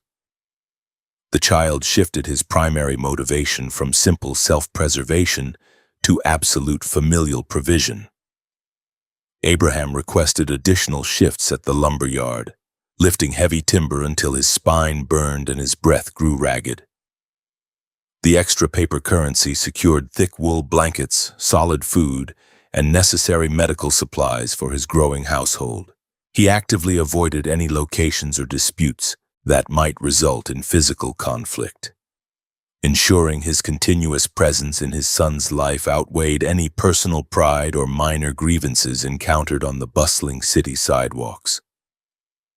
2 years later, Tabitha delivered a quiet, observant daughter, further expanding his domestic responsibilities and his protective instincts. Abraham spent his Sunday afternoons carving sturdy wooden blocks and small animal figures for the children to play with on the porch. He reinforced the perimeter fence with thick oak posts, securing the yard against roaming stray dogs and casual trespassers wandering from the rail lines. He maintained a strict rule keeping the children away from the busy streets, shielding them from the harsh, unforgiving realities operating just beyond their property line. El Paso modernized rapidly around them, transforming from a dusty frontier outpost into a sprawling industrial hub. Smooth asphalt covered the main thoroughfares, and the loud clatter of combustion engines began drowning out the rhythmic clopping of horse hooves. Tall brick warehouses replaced temporary wooden storefronts. Electric street lamps pushed back the darkness where Outlaws previously operated under the cover of night.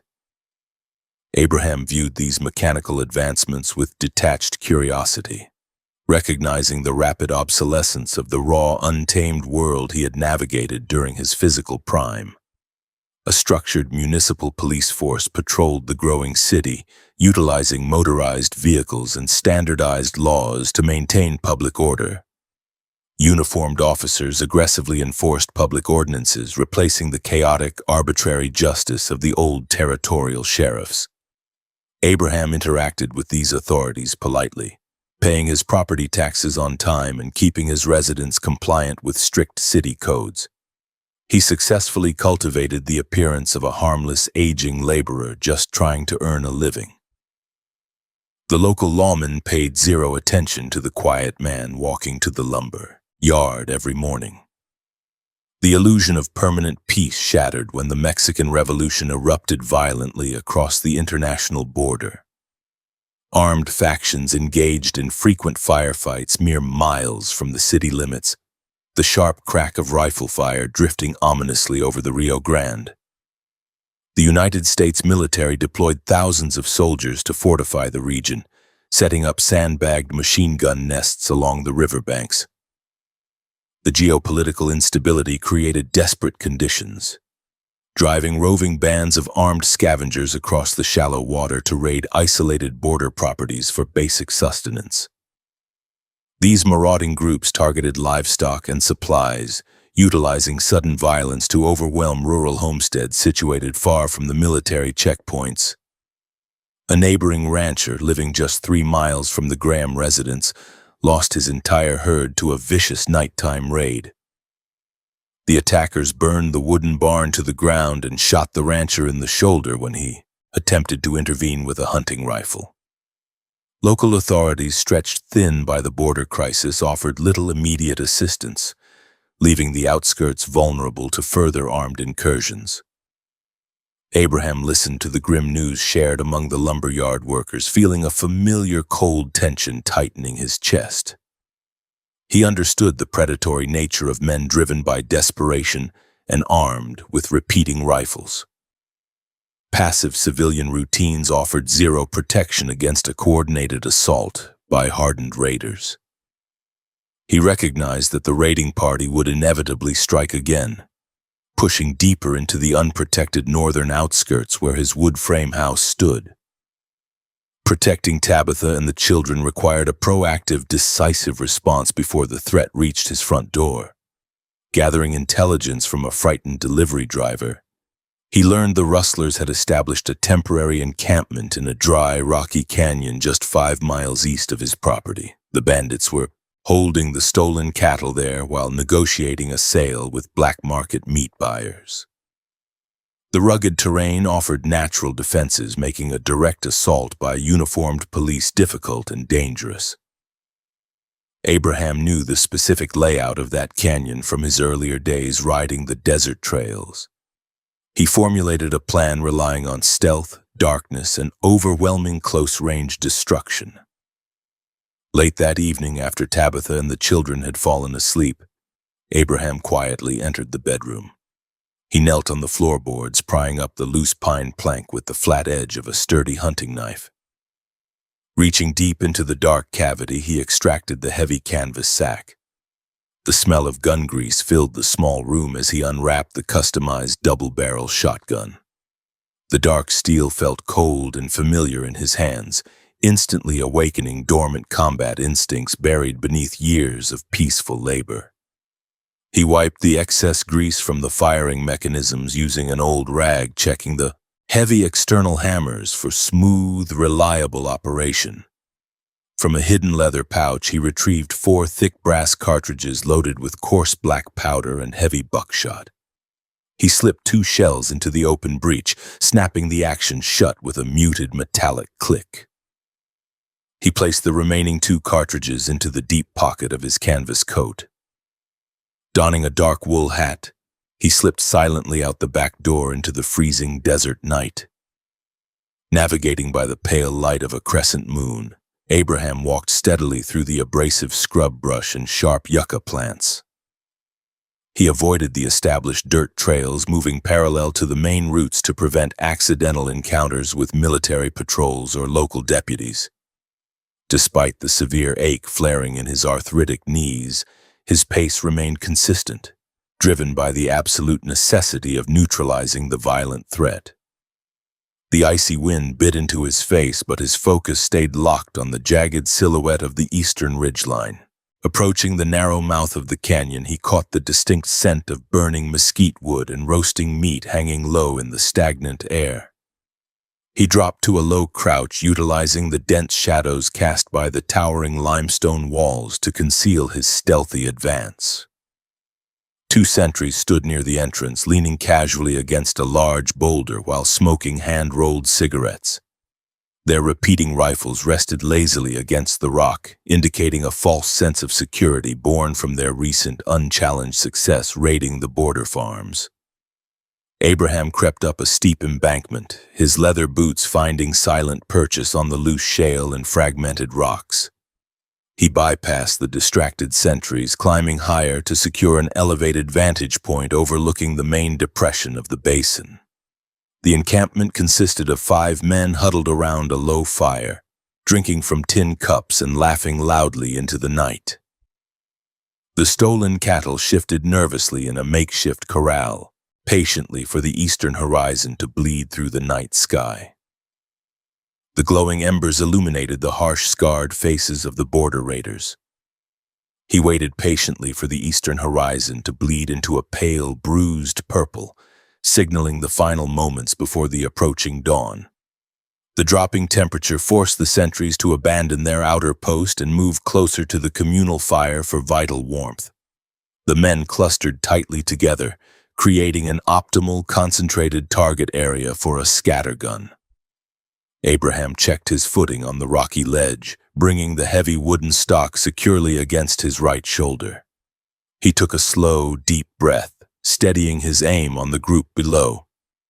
Stepping out from behind the concealing rocks, he deliberately kicked a loose stone down the steep embankment to announce his sudden presence. The rustlers snapped their heads upward, their eyes widening as they spotted the imposing figure standing above them with a leveled weapon.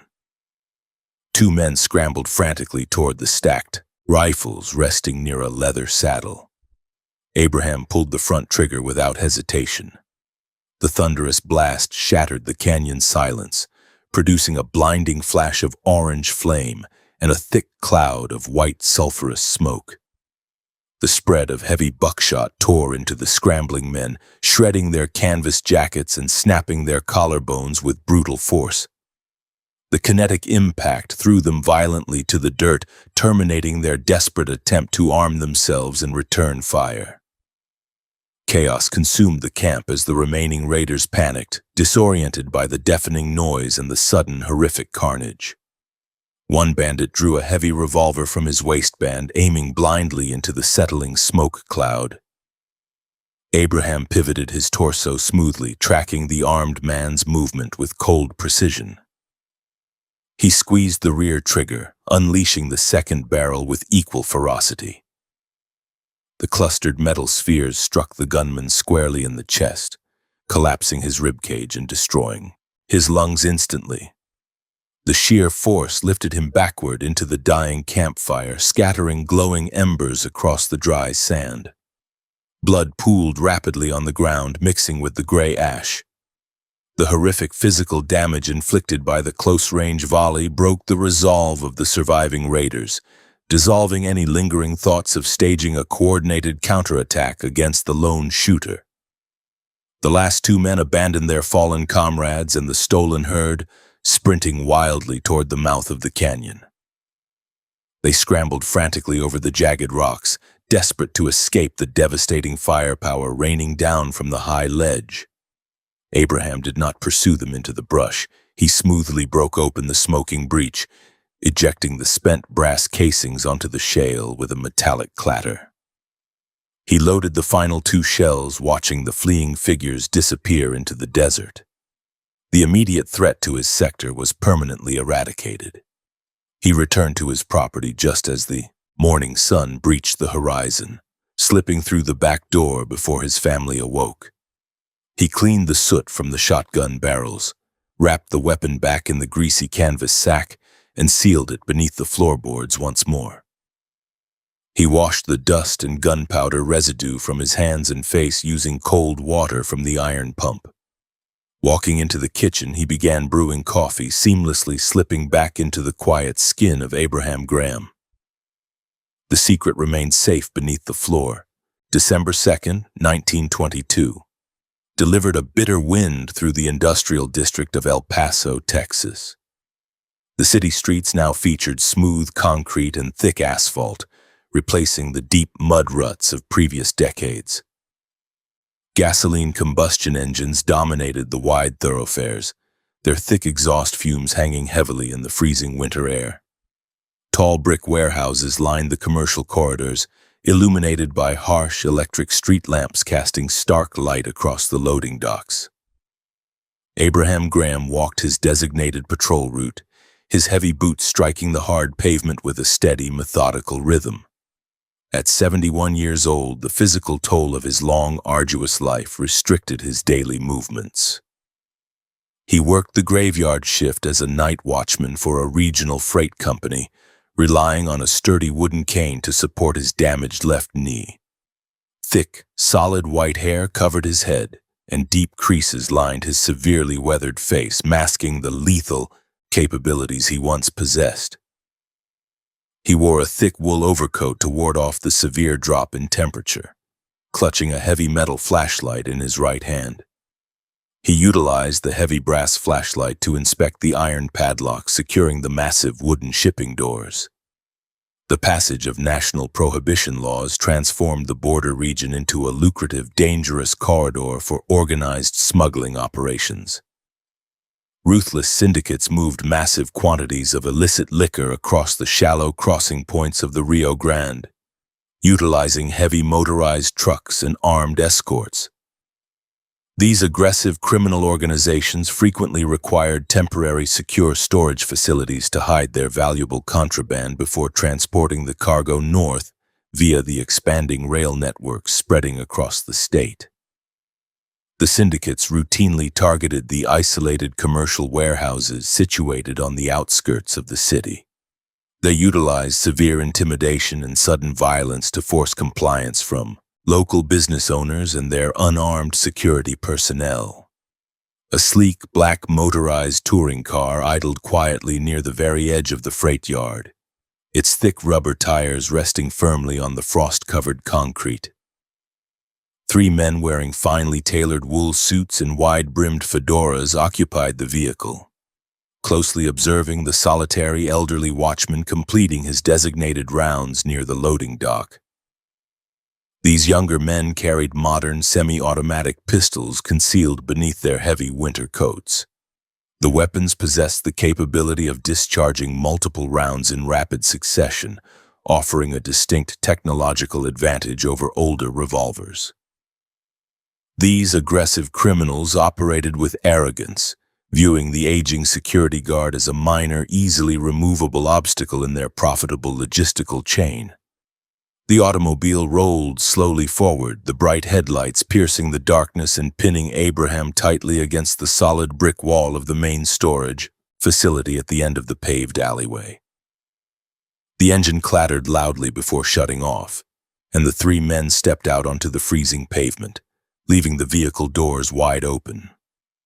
The tallest smuggler, a man possessing a thin mustache and unblinking eyes, approached the watchman. He loudly demanded the heavy brass keys to the primary loading bay, offering no financial compensation. He relied on the visible threat of the armed men flanking him to ensure immediate, unquestioning compliance from the lone guard working the desolate overnight shift in the freezing temperatures of the commercial yard. Abraham planted his wooden cane firmly on the concrete, standing as tall as his severely damaged spine would physically allow. He looked directly at the approaching men, his voice remaining steady and low as he issued a flat, unequivocal refusal to surrender the warehouse keys. The syndicate leader laughed harshly, stepping closer and aggressively invading the older man's immediate, personal space. The smuggler suddenly drew his semi-automatic pistol, pressing the cold steel barrel directly against Abraham's heavy wool coat while making explicit graphic threats involving the watchman's family. The criminal specifically mentioned Abraham's wife and children sleeping in their home across town, promising to visit the residence after securing the warehouse. The direct, specific threat against his family instantly shattered the peaceful, quiet civilian facade Abraham had meticulously maintained for over a decade. He recognized the absolute certainty that these ruthless men would murder him, commandeer the storage space, and subsequently eliminate any potential witnesses connected to his quiet life. Diplomacy and passive resistance offered zero value against individuals willing to execute an old man's relatives. He needed to neutralize the immediate threat, requiring a sudden, necessary return to the destructive tactics he had successfully buried for years. Feigning, terror. Abraham raised his empty left hand and slowly nodded his head, verbally agreeing to unlock the massive wooden doors. He turned his back on the three armed men, utilizing his cane to limp heavily toward a small, detached wooden guard shack positioned near the main entrance gate. He told the smugglers the master ring of keys rested safely inside the small desk drawer. This fabricated statement was designed solely to buy him a few crucial seconds of unobserved time inside the structure. The criminals remained near their idling vehicle, confident in their control over the compliant, seemingly terrified elderly guard. Entering the cramped, unheated shack, Abraham bypassed the small wooden desk and immediately dropped to his knees on the rough floorboards. He wedged his calloused fingers into a concealed gap, forcefully prying up a loose plank to reveal a dark, hidden cavity carved directly into the soil beneath the wooden foundation. Several years prior, recognizing the escalating violence of the smuggling trade along the border, he had purchased a modern 12-gauge pump-action riot gun and sealed it securely beneath the floor. He retrieved the heavy steel weapon, blowing the accumulated dust off the grooved wooden pump slide. He visually confirmed the internal tubular magazine remained fully loaded with 5 heavy buckshot shells. He gripped the ribbed wooden forend firmly, pulling it sharply backward and pushing it forcefully forward to securely chamber the first thick brass and paper cartridge. The loud, distinctive mechanical clack of the action locking firmly into place echoed briefly inside the small, dark wooden enclosure. The weapon lacked the massive side-by-side barrels of his violent youth, but the modern repeating mechanism offered a reliable, continuous volume of concentrated destruction. He felt the cold steel frame against his palm, the familiar weight of the firearm triggering a massive ingrained surge of pure adrenaline. The sudden rush of chemical energy temporarily masked the severe arthritis in his joints, preparing his aged muscles for sudden violence. He stepped quickly back out of the shack, abandoning his wooden cane and holding the riot gun firmly against his right hip. The harsh glare of the overhead electric lamps illuminated the dark steel barrel, alerting the waiting smugglers to the massive change in the tactical situation. The criminals froze for a fraction of a second, stunned by the aggressive posture of the man they had dismissed as a helpless invalid. Abraham did not issue a verbal warning or demand a surrender from the hostile targets standing before him. Knowing immediate violence remained the only viable method for ensuring his family's continued survival, he initiated the attack. The syndicate leader desperately attempted to raise his semi-automatic pistol, his thumb scrambling frantically to disengage the mechanical safety lever located on the side of the weapon. Abraham smoothly brought the heavy shotgun to his shoulder, instantly aligning the front brass bead directly with the center of the tall smuggler's tailored wool suit. He squeezed the trigger, igniting the modern smokeless powder contained within the chambered shell with devastating force. The resulting explosion produced a sharp, deafening crack that reverberated violently between the solid brick walls of the adjacent warehouses, shattering the quiet winter night. 9 heavy, solid spherical projectiles tore through the freezing air at supersonic speeds, striking the primary target with overwhelming kinetic energy. The concentrated blast shredded the thick wool fabric, pulverizing the man's rigid sternum and destroying the vital internal organs situated deeply in his upper chest. The sheer physical force of the massive impact lifted the smuggler backward off the concrete loading dock. He slammed heavily against the metal front fender of the idling touring car, his momentum denting the curved steel panel. Bright red, blood splattered forcefully across the polished black paint and the glass windshield before the lifeless body slid downward onto the cold pavement.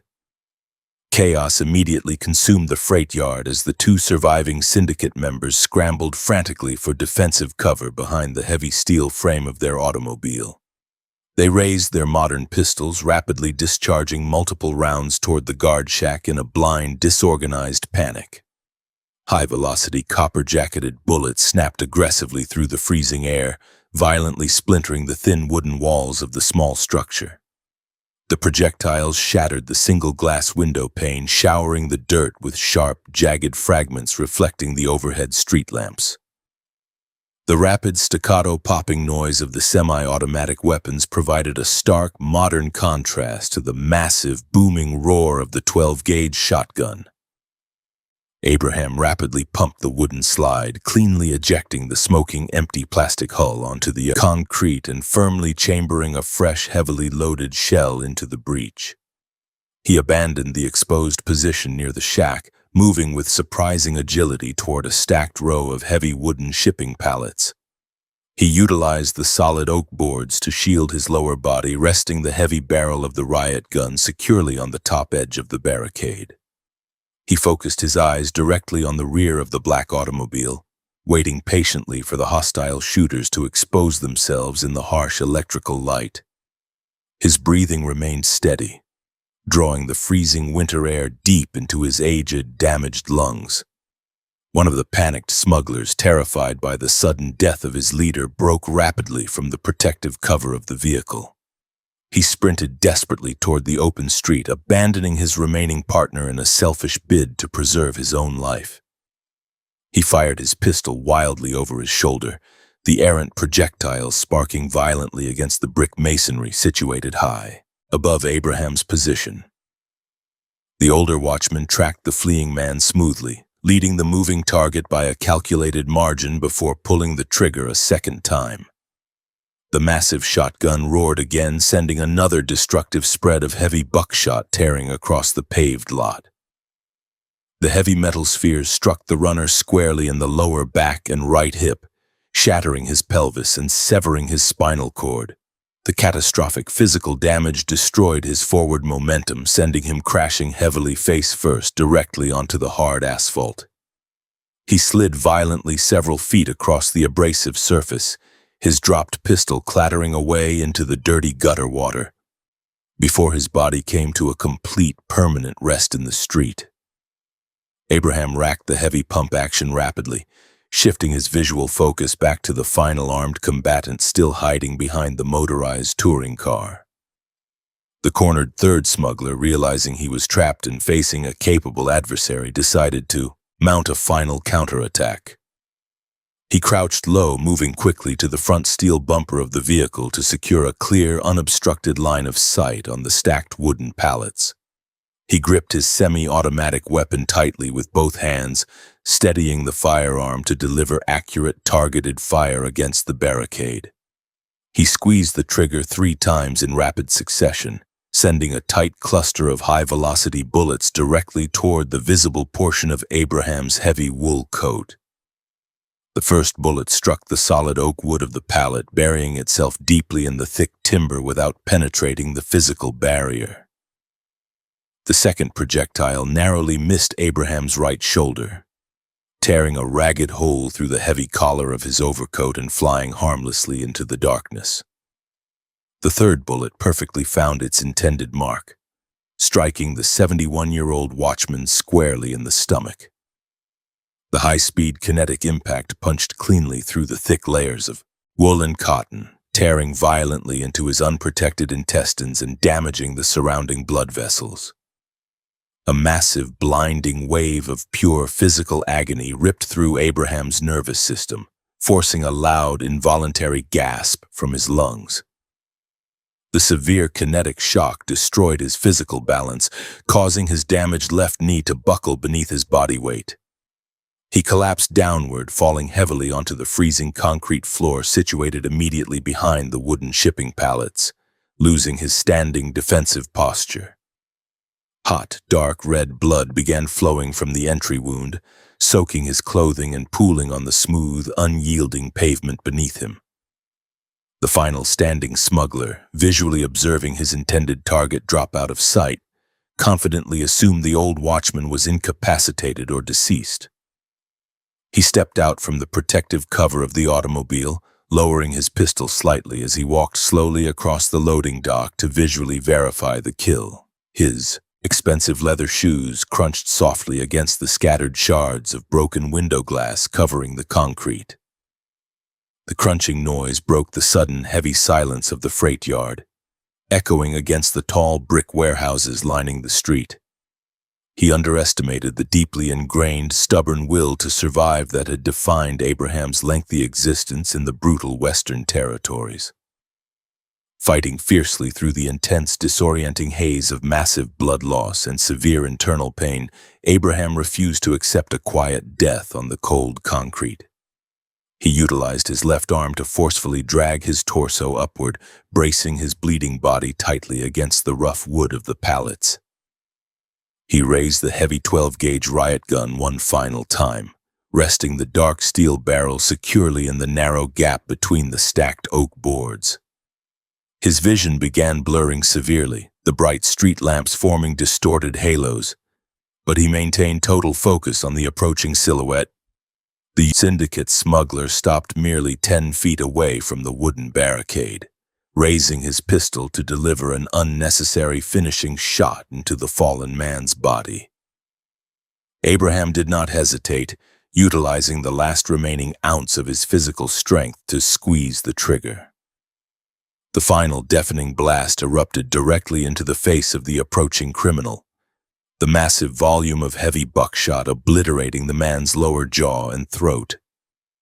The immense close-range physical destruction instantly ceased all biological function, dropping the smuggler backward heavily onto the paved ground like a discarded pile of rags. The heavy mechanical recoil of the final shot pushed Abraham away from the wooden pallets, sending him sprawling onto his back on the freezing ground. He lost his grip on the riot gun, the heavy steel weapon clattering loudly nearby. The lethal threat was neutralized, leaving 3 dead syndicate members scattered across the brightly lit commercial loading dock. However, the severe physical damage inflicted upon his own aging body was catastrophic, and beyond the scope of any available medical intervention. He lay stationary, staring upward at the dark, starless sky hanging heavily over the industrial district of the border city. The intense burning pain in his lower abdomen began fading away, replaced by a creeping, deep numbness starting in his extremities. He felt the cold concrete pressing against his spine. His breathing became shallow and irregular, his damaged lungs struggling to draw sufficient oxygen into his failing circulatory system. The distant mechanical wail of approaching police sirens cut through the freezing night air, signaling the rapid mobilization of the modern municipal authorities. The loud gunfight had alerted nearby residents, prompting a coordinated emergency response absent in the desolate territories of his youth. Abraham recognized the incoming vehicles, understanding that the arriving police officers would merely find the bloody aftermath rather than an ongoing conflict requiring their direct armed intervention. He felt no fear regarding the modern legal consequences, knowing his life would expire long before a trained doctor or a sitting judge could intervene. His fading mind detached from the brutal physical reality of the loading dock, focusing entirely on the quiet, stable family he had built across town. The permanent elimination of the armed smuggling crew guaranteed his wife and children would remain safe from any associated violent retaliation. He traded his own existence to protect the domestic peace he had spent the last 12 years meticulously cultivating.